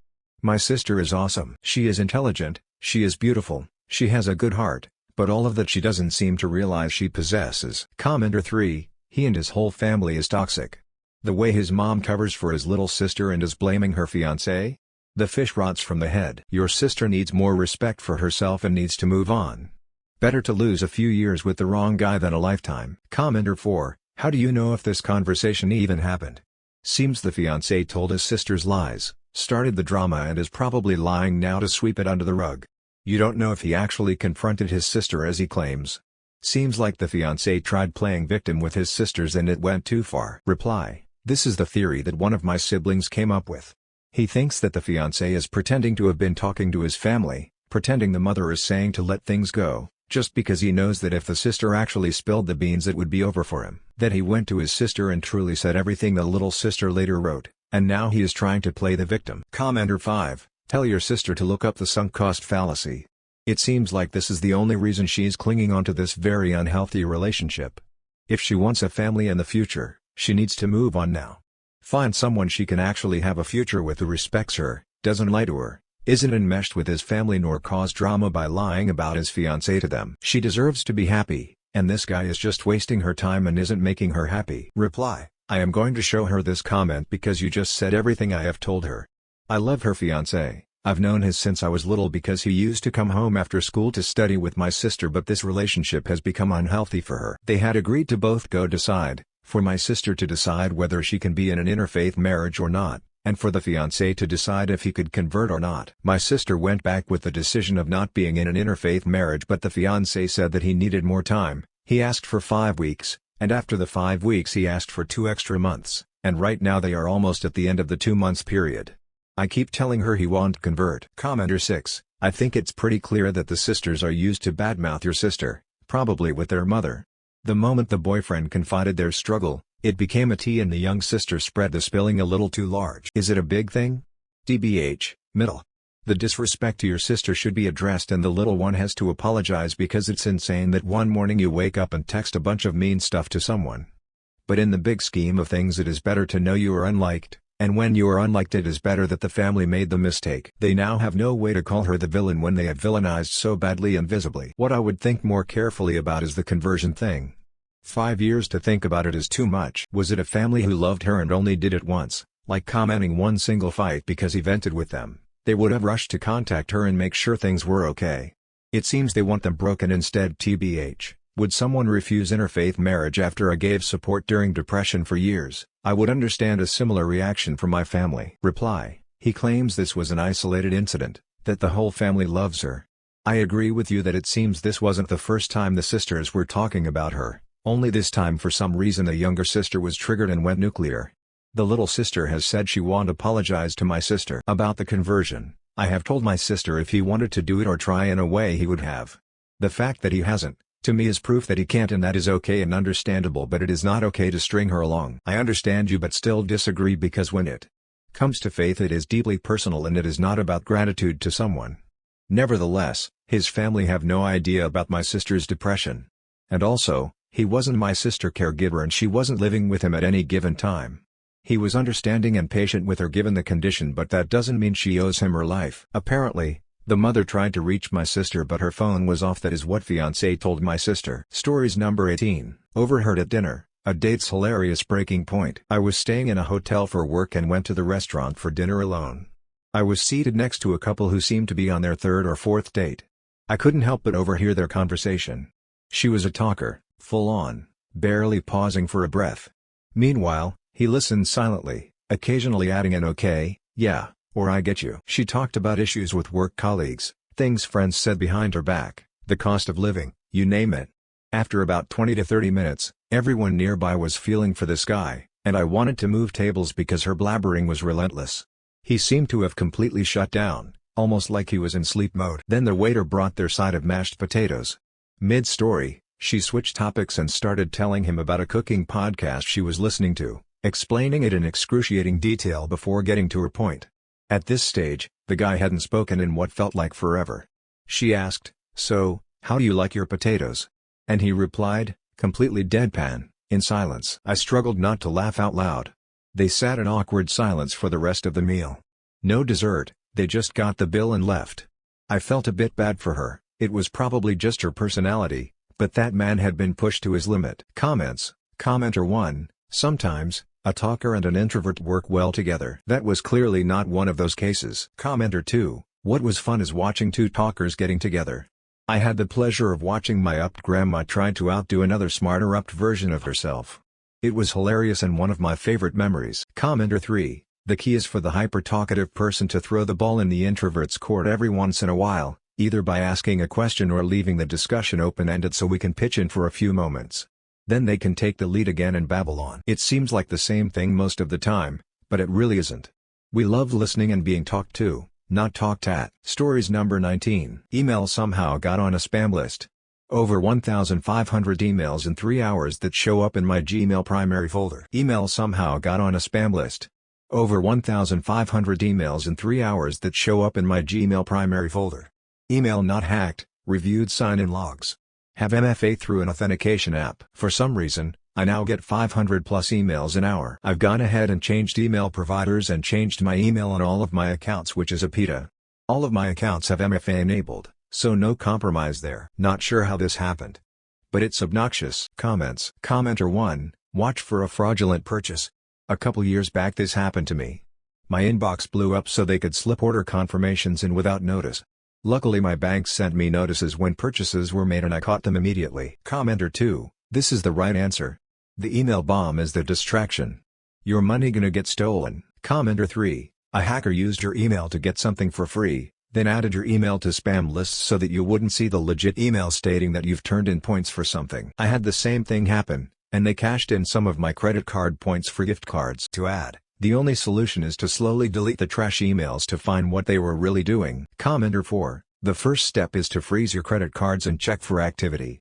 Then delete emails and continue monitoring CC activity. Update, created a new email with a different provider. The second I updated my Amazon account, I immediately started getting bombed there too.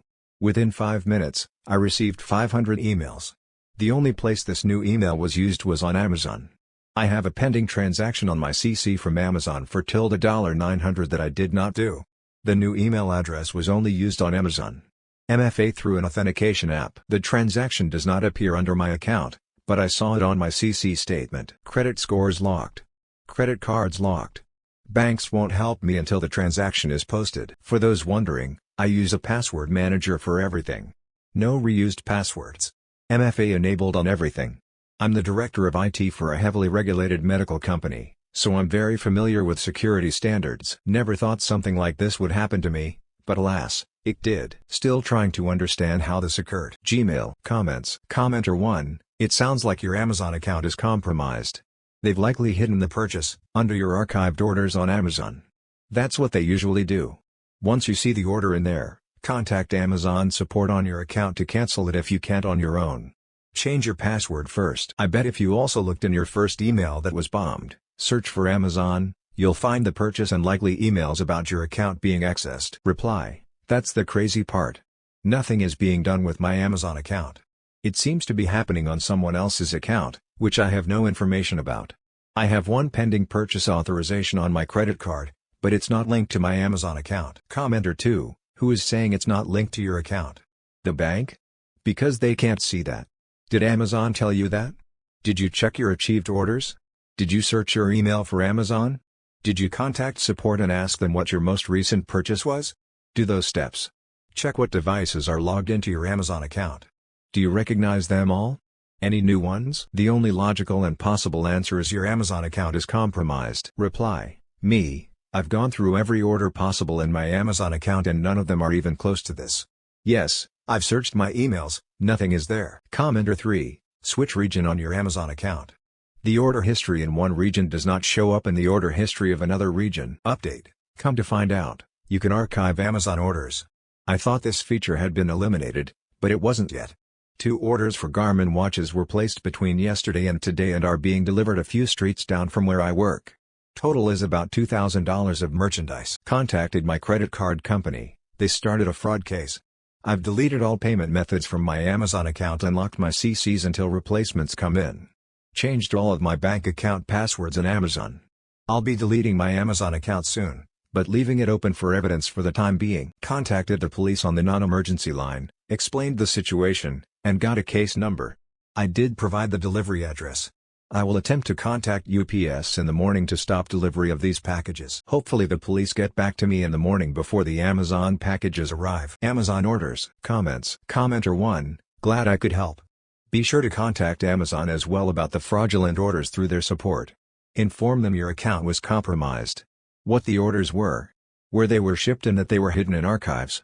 That will help your fraud claim, as it may be denied because Amazon will say the orders were placed on your account without you informing them immediately. Reply, thanks, you were correct.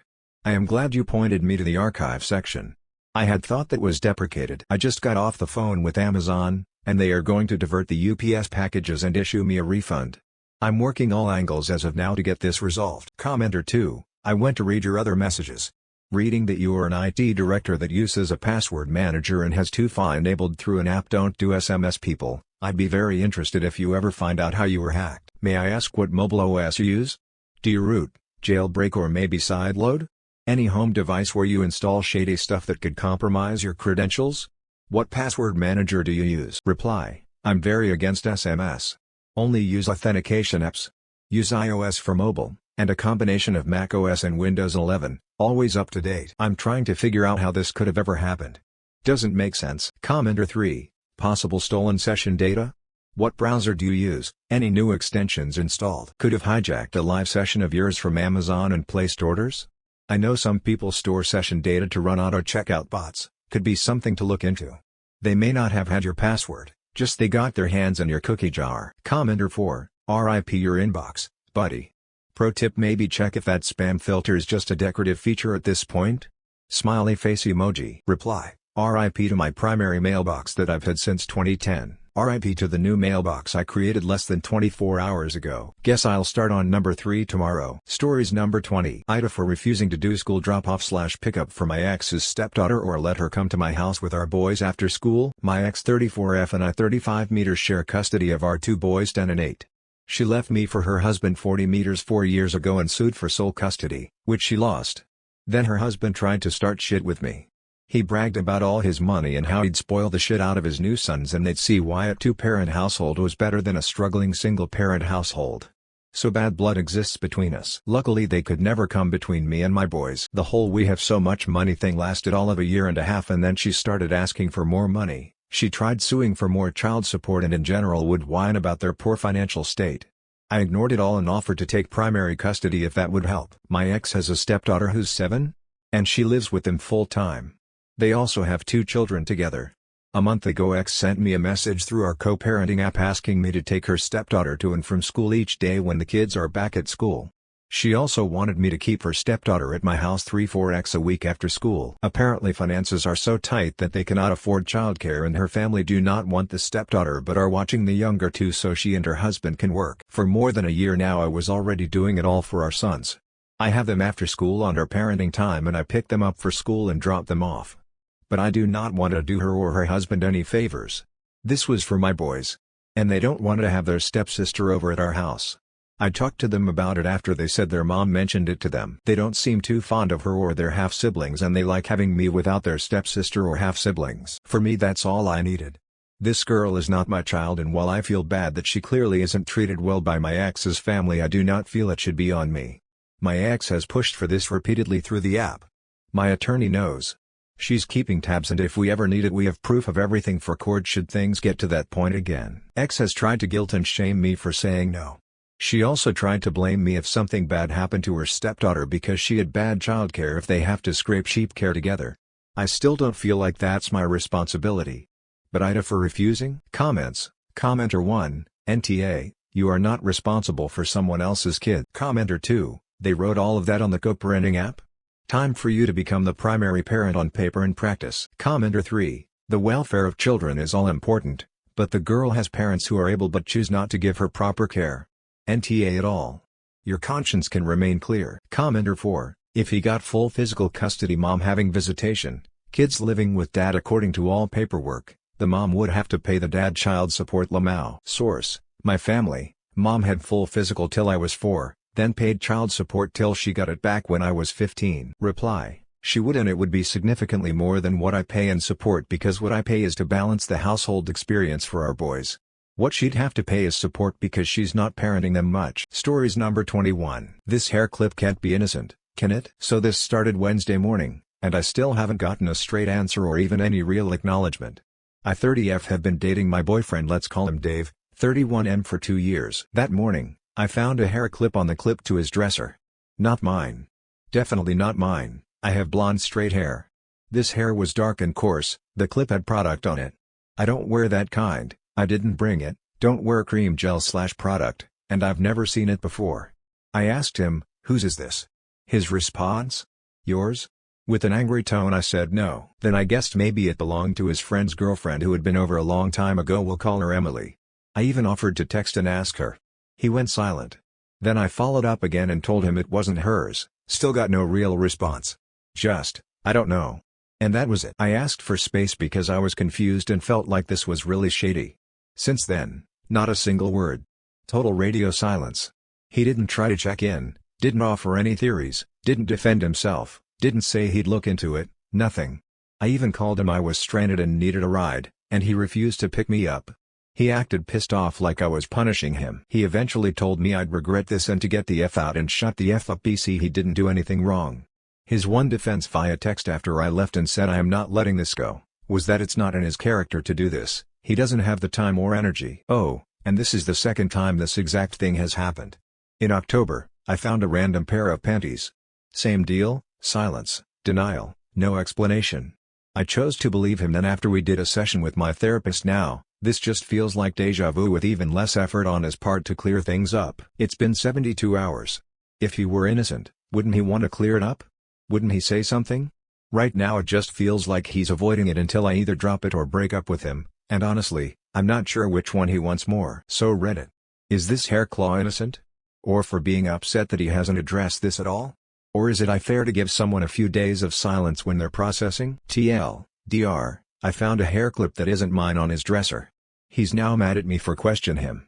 It's not mine, my friend, or anyone who has been over. What do I do? Edit, damn, you guys.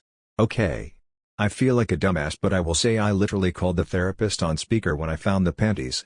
And she asked me 3 questions. 1. What does your gut say? It said nothing, lol, no weird vibes or clues I'm cheating. 2. Has he been acting suspiciously or weird? Number 3. You've forgiven more with less evidence, so if you didn't feel it in your gut and nothing is off, so do you want to hang your hat on this gray area? And I ultimately decided no. I literally couldn't believe it. So I didn't. After I saw a few dozens he's cheating comments, I told him he needed to move out. He has a gaming room with a bed in my house, that's why he was telling me to get the fuck out.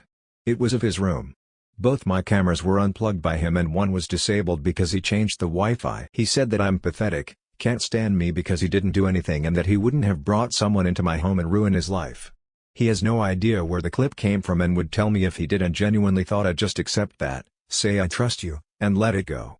He said that I must have borrowed it from my friend when I went out on Tuesday. I did not, and she doesn't have that hair type. When I brought this his 8 short months after the panties, he said I had nothing to do with either. I guess I'm genuinely a dumbass and gullible. Thanks guys, pray for me. Edit, the people who said that they'd react if I accused them and they were innocent, his lack of trying to figure out where these 2 items came from or even just the clip this time, and adamant denial just saying he'd never do that is messing with me.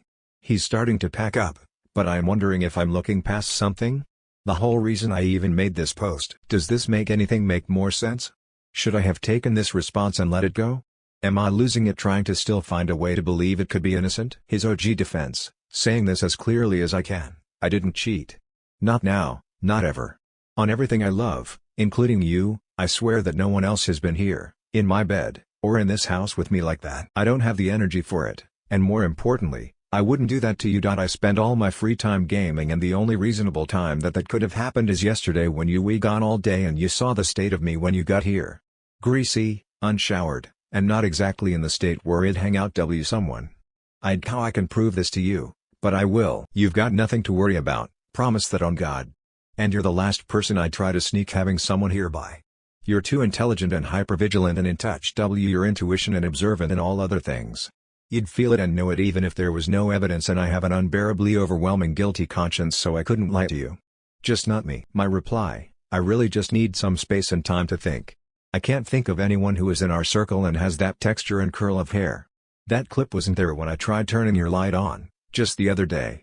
I also looked for baseball caps in your dresser the day I wore the bucket hat, it wasn't then either. So I just am having a hard time wrapping my head around what's happened here. Update: could this hair claw be innocent? Original post Dr. I30F found a large hair clip in our shared bedroom that wasn't mine.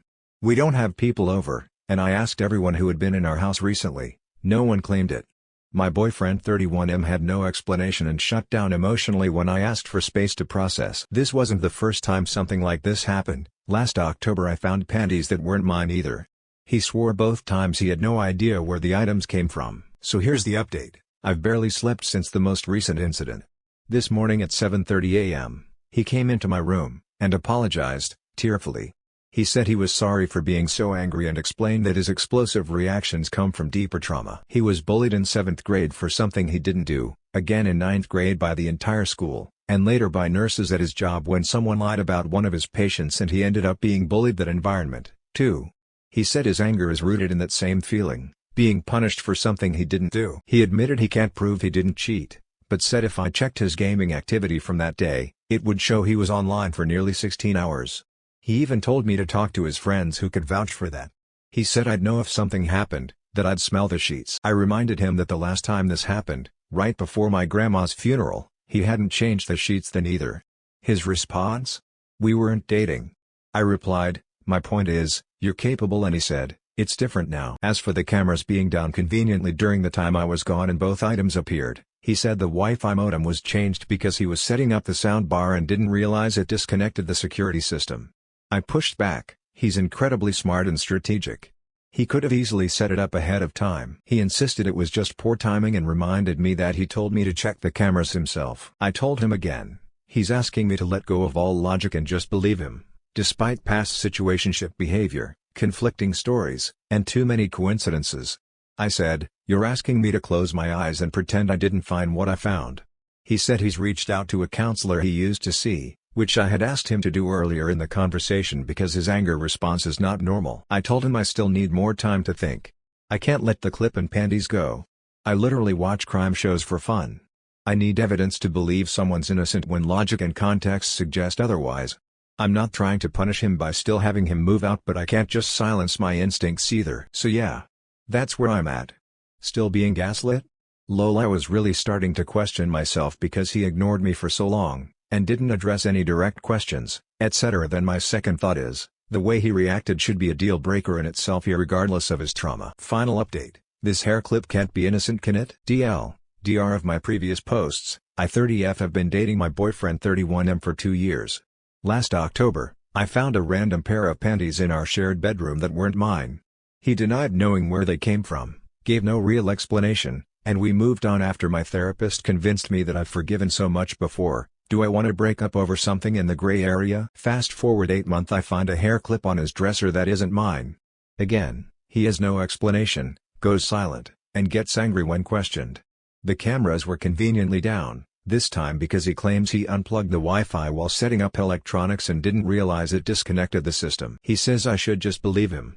But between the timing, the coincidences, and his reactions, I told him he has 6 weeks to move out. Update: for the last 22 days, he's been perfectly pleasant, love bombing me, giving me extra attention, sex, cuddles, going out of his way for me. And honestly, it almost worked. We were fine, keeping the peace, had all the cameras plugged back in and working again. Sure, he was still gaming basically 24/7, but whatever. Fast forward to me leaving for this trip. 4 hours later, boom, the front door camera is unplugged. I only noticed because I was drunk, missing my dog, he's babysitting him, and went to check in. I called and told him to plug it back in. Instead of just doing it, he argued that he doesn't want to be spied on and then threw out, "I'll just move out now if you can't trust me." Like, sir, why would I trust you when this is your move the second I leave town? After weeks of the cameras being just fine, you unplug one almost immediately? Anyway, I'm honestly blown away, but I guess the upside is he'll be gone a few weeks earlier than planned when I get back. Edit, he did not leave. He deep cleaned the entire house and tried kissing me, told me he missed me and went back to gaming. His lips got my hair BC. I turned my head and I just stared at him when he said he missed me. What in the fuck? We haven't spoken since the phone call. He said he'd be out this weekend. I want him gone, dude. In my state, to be legal and above board, I'd need to give him a formal eviction notice at this point. Is the 6 weeks just a verbal, "I want you out in 6 weeks"? I went through our texts and zero conversation to corroborate me giving him that deadline. I'd assume he'd be too embarrassed to try and fight me on this. I have no idea. My dog is safe. I'm trying to figure out how to move forward in a safe, peaceful way for both of us. Cause WTF father. Stories number 22. Am I 27F overreacting to my boyfriend's 26 meters mom's 50F unhinged sexual comments? I 27F have been with my boyfriend 26 meters for 2 years.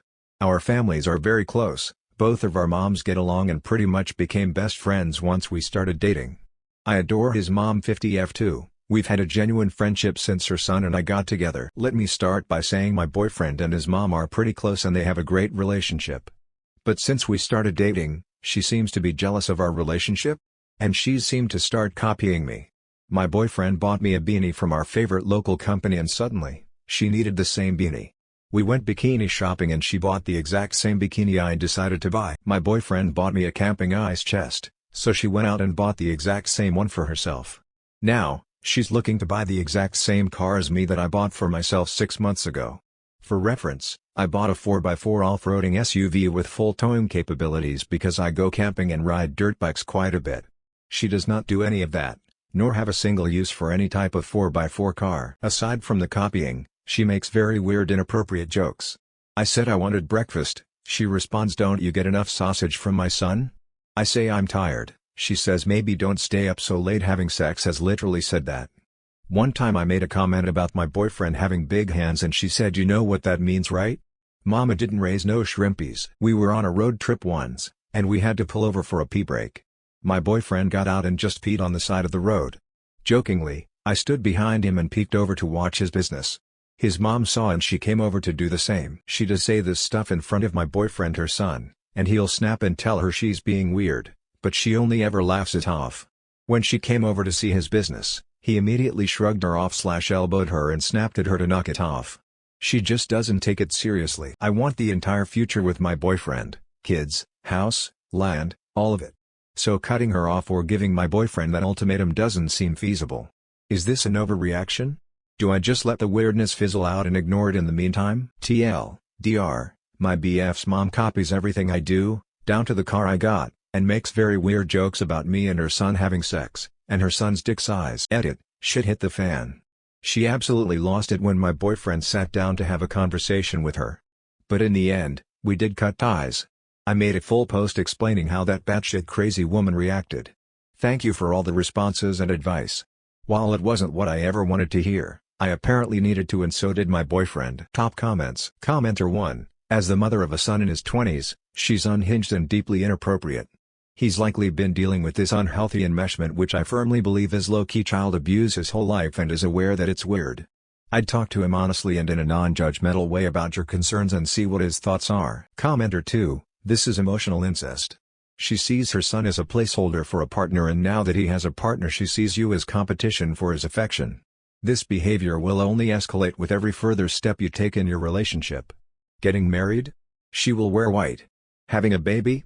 She will insert herself as the mother of your child. You need to talk to your boyfriend about this and ask him to set boundaries. She needs therapy. Commenter 3, Nor, sounds like BF also isn't comfortable. Hopefully he's receptive to your concerns and supports setting down some real boundaries.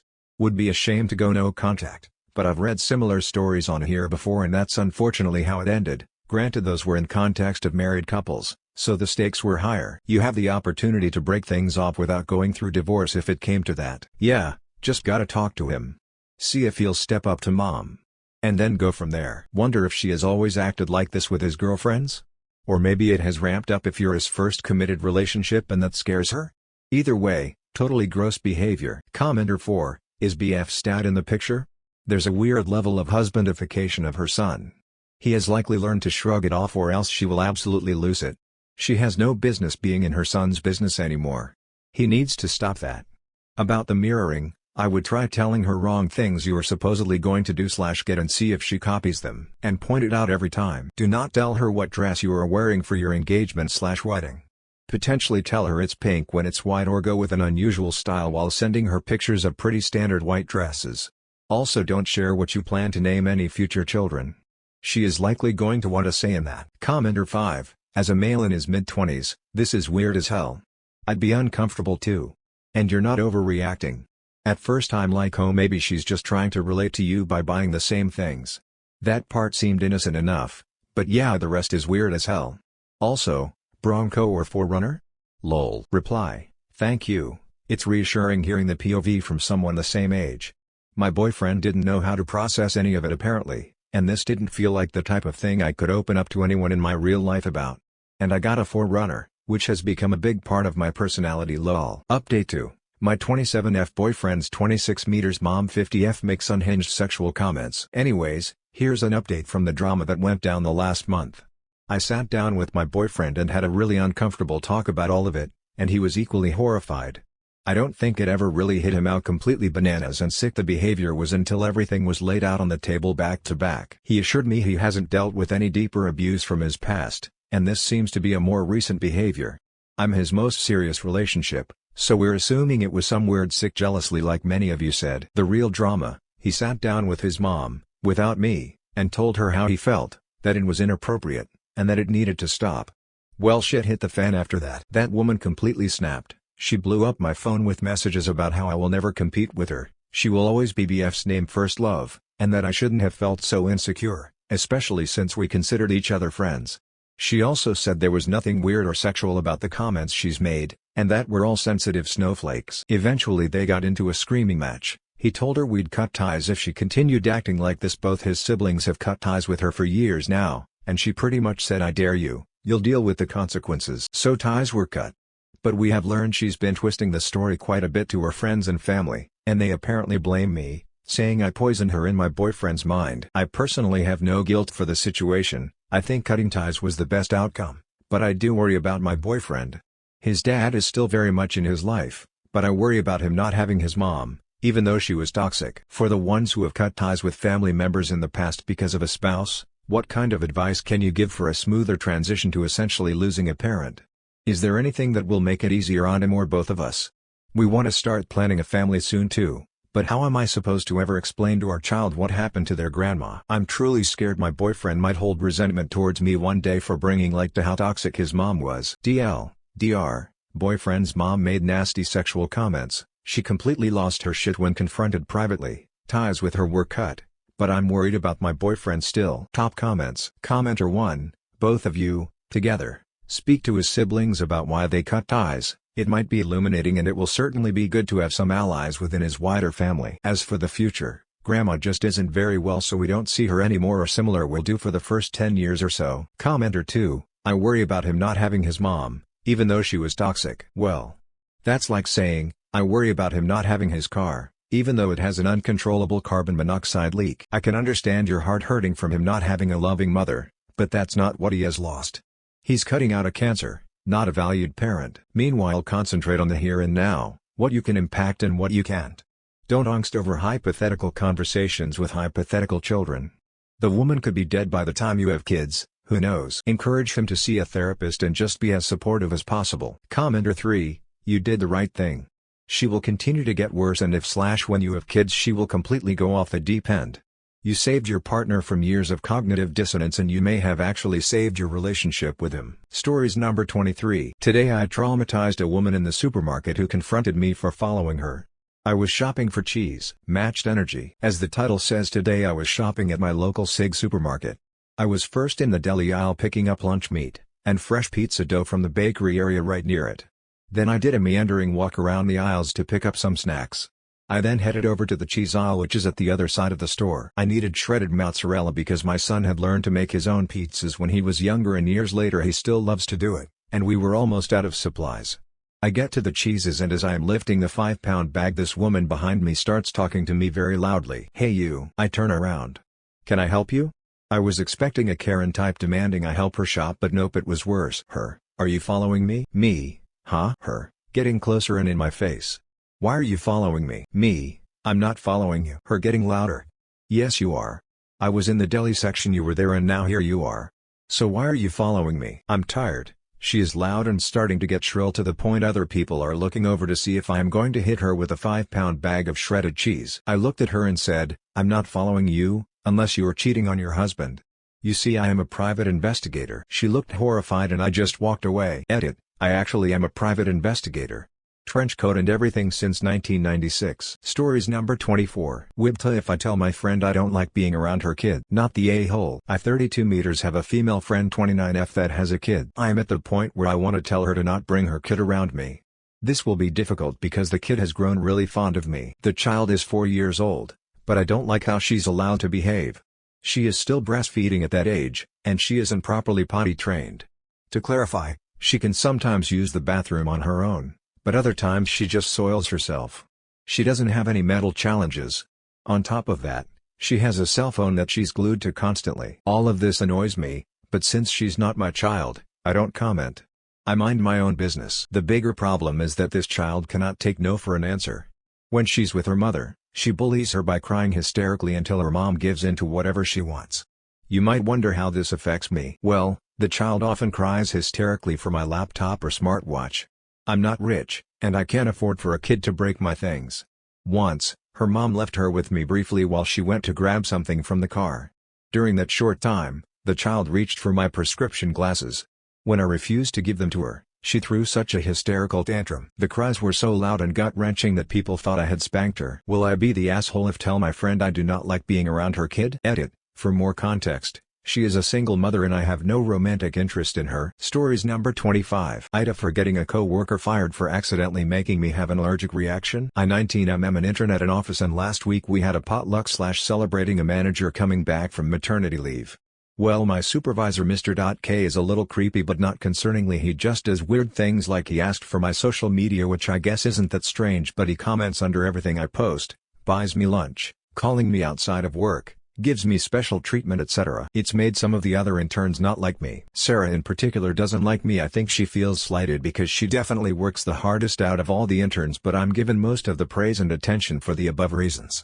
I let everyone know I'm allergic to milk, not lactose intolerant. Guess who made cupcakes that were dairy-free? Now I don't know if she intentionally lied, but she kept trying to get me to eat one of the red velvet cupcakes and I had an allergic reaction. I always keep an EpiPen, but I still had to go to the hospital because my throat and tongue swelled. Sarah acted like she was so sorry, saying that she used dairy-free cream cheese. Mr. K went with me to the hospital and took me home. I took off a few days, and when I came back Sarah was fired. I only knew after I asked someone I was kind of on good terms with, but I was getting the cold shoulder from everyone else. They think Sarah was fired unfairly, and if it had been anyone else nothing that serious would have happened. Either way, the only reason I'm happy I got her fired is because of her. Mr. K now has my address, and for all we know she could have been fired for something else. Edit: I guess it's confusing people, but I meant I'm happy she got fired because he now knows where I live, meaning I don't want him having my address, but because of her he has it now. Basically I meant she got what she deserved. Even though I don't have 100 proof it wasn't an accident, it still made my life less private now. Stories number 26. When I was rich, I didn't desire nice things. Now that I'm poor, I do. I used to make between $200, $300k / year in a Macau area, no kids. During this time, I was happy living in a modest house in a working-class neighborhood, driving an old truck, and wearing normal clothes. I think I actually enjoyed knowing that I secretly made more money than most of the people around me. I looked at their $70,000 SUVs and $800,000 houses as unnecessary dumb things to own. I fully understood the concept of material goods not leading to happiness. 2 years ago, I switched careers to an entry-level job following one of my passions, making $50k / year. I love the work and have enough saved to pay bills and not worry about retirement. But ever since then, I find myself dreaming about buying a $70,000 Audi and wanting one of the McMansion-style houses in the neighborhood on the other side of town. I could have easily bought any of this 2 years ago and had no desire to. But now that I'm not secretly rich, I desire flashy material possessions. Is there a name for this phenomenon? Or anyway a good way to get past it? Edit. Yes, I realize $50,000 is not actually poor and to some $300K sure is not rich. Exaggerated word choices. To those who asked where it went, I have a very solid nest egg invested in mutual funds that will let me retire early, comfortably, in 20 years.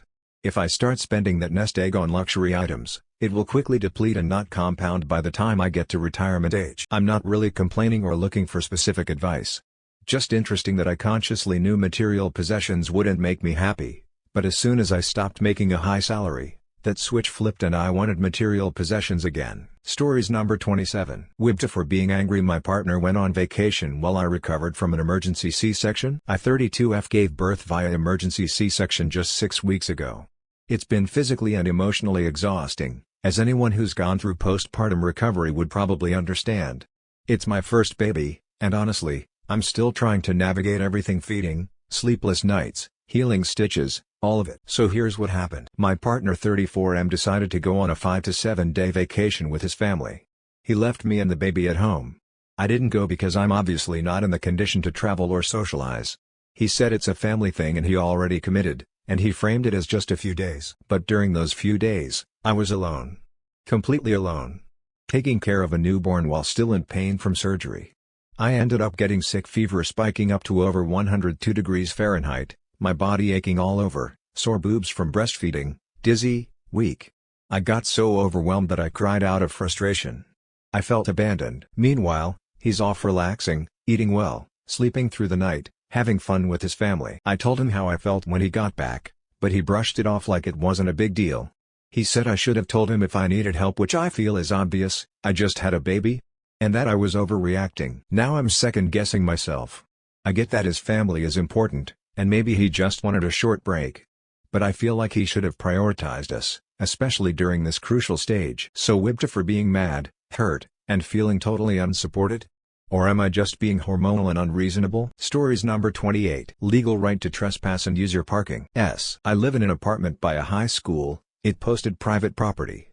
There are a few guest spaces, the rest are assigned by apartment numbers painted on them. Needless to say, a few students and a few parents feel entitled to park wherever they want or picking up their kids. Anyway, one week I was covering for a work friend. It was a retail thing. I was the only non-manager that could do her job. I went to work earlier and got off early. I came home before school was out and behold, a lady was parked in my spot, 30 minutes before school let out. I ask her to move. She point blank says no. A maintenance worker wears a shirt with the property name on it, asks her to move again, no. Finally, the leasing office worker told her to move, or she would get a ticket for trespassing. She finally moved. The rest of the week the same lady was parked in my spot. Every time she saw me, she moved. One day, I kid you not, she rolled down her window to say I was harassing her by making me move. I have a legal right to park here, and next time she would call the police. Update. I should have put it this post. This incident happened last school year.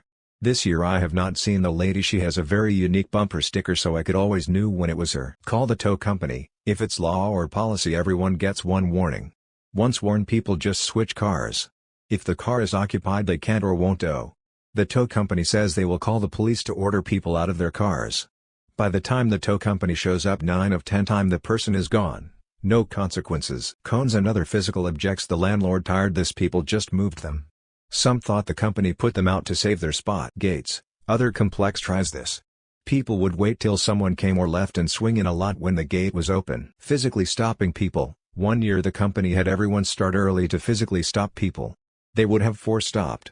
While they were busy with other people, others would drive in, blocking them in, tired that they would honk nonstop. A few of the people in my complex have special need kids. I live next to the exit of the SA classes. For some of the kids the loud noise of someone honking would upset them. Parent would have to deal with their behaviors because of the extra noise. Not an update, but believe it or not, it happened. One of my fellow residents took money from people to rent out parking spots. How did I find out? One day I was off work, cleaning out my car. A student, she was all in all very nice, asked me to move. I was in the spot she paid for. We talked and she explained what happened. I explained I lived there and she got ripped off. She apologized and said she would ask for a refund. During our talk I found out she paid $50 a month for my spot. The person that rented my spot offered me $20 to move my car every day. I declined. I am not getting up at 7:30 especially if I am sick to move it. Stories number 29. Broke up with my GF cause she stole and sold about 5k worth of my Pokemon card collection. I'd if I should file a police report. Hello Reddit, this has never happened to me before so I'm unsure what to do. I feel hurt and betrayed and I need to know if what I want to do is the right choice. I 28M was with my GF 29F for 5 years. I thought we had a great relationship with trust and love but maybe I was wrong. I am an avid Pokemon card collector. Started as a kid and it stayed with me until now. My GF didn't seem to have a problem with it nor really asked about how much things were or rarity. We lived together, split everything 50-50 but as of late she has been slightly behind paying things. I didn't think much of it, her hours at work have been cut a bit and she's paying back some loans she took out a couple years ago. We had an agreement whatever debt we had while we are still dating is our own to deal with. A week ago she asked me how much did I think my card collection was worth. I have an app that I track all of it and I told her it was roughly worth 18k with some price changes. She just said oh wow that's great and left it at that. I didn't think much of it and just kept going about my day. Yesterday I went to find a couple binders of my cards I was gonna show a buddy of mine to see if he wanted to trade and I couldn't find it. I keep everything to a T-organized SOOCD and where I kept it wasn't there. I asked my GF if she saw it and she said nothing and wouldn't look at me. I asked her again and she started crying and told me she sold it cause she was late on some payment and needed extra money. I asked her how much she got for it and she told me 3.5k when the binders she took were worth together 5k. I told her what the fuck why would you do that and she kept saying sorry and she was struggling. I told her I was done, she broke my trust and took something that was valuable to me. They weren't just cards they were a part of my childhood. I told her we cannot be together right now or most likely ever. She ended up leaving. I didn't tell her to go and staying with her mom. I want to file a police report but a part of me doesn't. I'm never getting them back I don't believe. I'm gonna try going to the LCS and see if they'll let me have them back or buy them back perhaps. I feel betrayed cause I would never do that to her. I don't want her to get in trouble but I also can't let it slide. If I file a police report I know it's gonna make waves in our social circle and I know I shouldn't care. I do love her but I feel so hurt by her actions. I don't ask for anything. I don't make trouble I just like my collection. I feel hurt. I'm sorry if I am being a baby. Thanks for reading. Stories number 30. I worked at PetSmart in the early 2000s and stole hundreds of dollars worth of tropical fish. I was the fish guy. I set aside 2 of the tanks to put problem/bully fish and or fish that people brought into the store to get rid of usually just overgrown plecostomus. There were no cameras at all on the fish section. I would very often just put fish ones for sale I wanted into one of those tanks, mark them as dead in the system, and bag them up at the end of the day and walk out with them in my lunchbox. I eventually started ordering fish specifically for myself, fancy stuff. Discus, ghost knife fish, pacu, tons of stuff. Marked dead on arrival. This went on for nearly 2 years and I ended up with over 1,000 gallons of tanks running in my house. Sorry. Edit, I never got caught. I actually quit because of the managers forcing the sale of a lizard to someone who was not going to have it in a safe environment. The dude had caught a lizard while on vacation and wanted to buy it a friend. No sorry. They had a policy that we could refuse sale of an animal if we knew they were going to mistreat it, like people buying tropical fish to feed to their alligator because they're tired of watching it eat goldfish. Stories number 31. Aita for wanting my brother to buy me out of my share of the house we both own that he lives in. Our dad died 5 years ago. My brother 36 meters was looking to buy a house with his GF at the time and I suggested that he move into our childhood home as we both owned it and the mortgage had been paid off. I 38F am married and have my own house with my husband and our 2 kids. The deal was he was responsible for his bills and the property taxes since he was living there and I have my own house to pay for. The problem is that he is not paying the bills. The water company has been sending the water bills to my house because he has not been paying them. I don't know the status of the other utilities but I'm assuming they are not being paid either. But the biggest problem is the property taxes. He has not paid them in the 5 years he's lived there. The city could seize the house because of this and we would lose everything. This causes me a great deal of stress and I've sent him the forms for getting on a payment plan multiple times but he has not done it. I can't apply for the payment plan myself because I don't live in the house, even though we are equal owners. While this situation is less than ideal, I wanted to help my brother out. He has a lot of student debt and would have a hard time getting a mortgage on his own. Our mother died last week. Our parents were divorced. She heavily favored my brother and in her will she left her $500,000 house to solely my brother. I of course was hurt by this but it was her decision and I'm not going to do anything to contest it. He's planning on selling mom's house and using the money to pay off his loans and fix up our dad's house. I've had enough and want my brother to use some of the money to buy me out of our dad's house. It's worth half as much as our mom's house, so he would still have plenty of money left over. Plus he has not had to pay any rent/mortgage for the last 5 years. This is another sticking point. Our dad's house is in rough shape and my brother stopped cleaning up after himself and his dog when he and his girlfriend broke up a few years ago. It's so bad he won't allow me to come in the house. Like not even to use the bathroom after dropping him off after doing some holiday shopping together. I'm hesitant to tell him how I feel because I'm worried he will get angry and it will destroy our relationship, and he's the only family I have left. We originally said that if/when he decided to sell my dad's house I would get my share of the money, but his plan is to stay there forever, and I was okay with that because I felt like I was helping him out. But with the latest development with my mom's house and his refusal to pay the taxes and the real possibility of losing the house to the city, I just want out. I worry that I may be seen as vindictive because of the situation with our mother, but the biggest issue for me is his refusal to pay taxes. Stories number 32. My mom supported sister for decades now. She thinks she is entitled to my mom's pension. My mom 82 now divorced young at 34 and never had another relationship. She was the only sister in her family to finish university, and over the years as a single mom of 2 she supported or helped all 7 siblings plus her parents at different times. One sister in particular married a cheating husband who was constantly in shady/illegal business deals that even got my aunt in legal trouble. He looked down to my mom and once insinuated that if my mom missed her ex, they brothers-in-law can take care of her. If you got the hint, you knew. Despite all that, when his illegal business didn't work out anymore, my mom would send my aunt money monthly so they could eat. I really hope she stopped by now. One day my aunt called asking for more money. When my mom said she didn't have it, she overheard my uncle in the background saying, "What does she even do with her money? She has nothing to spend it on." Like, excuse me? My mom, who raised kids alone, worked hard, and still sent you money you didn't deserve. And it gets worse. Another time, my aunt actually told my mom that her husband's sister, a lawyer, said that since my mom was supporting her, once my mom dies my aunt would be entitled to her retirement money because she was her dependent. Mind blown emoji. My mom met a guy and started seeing him at 80.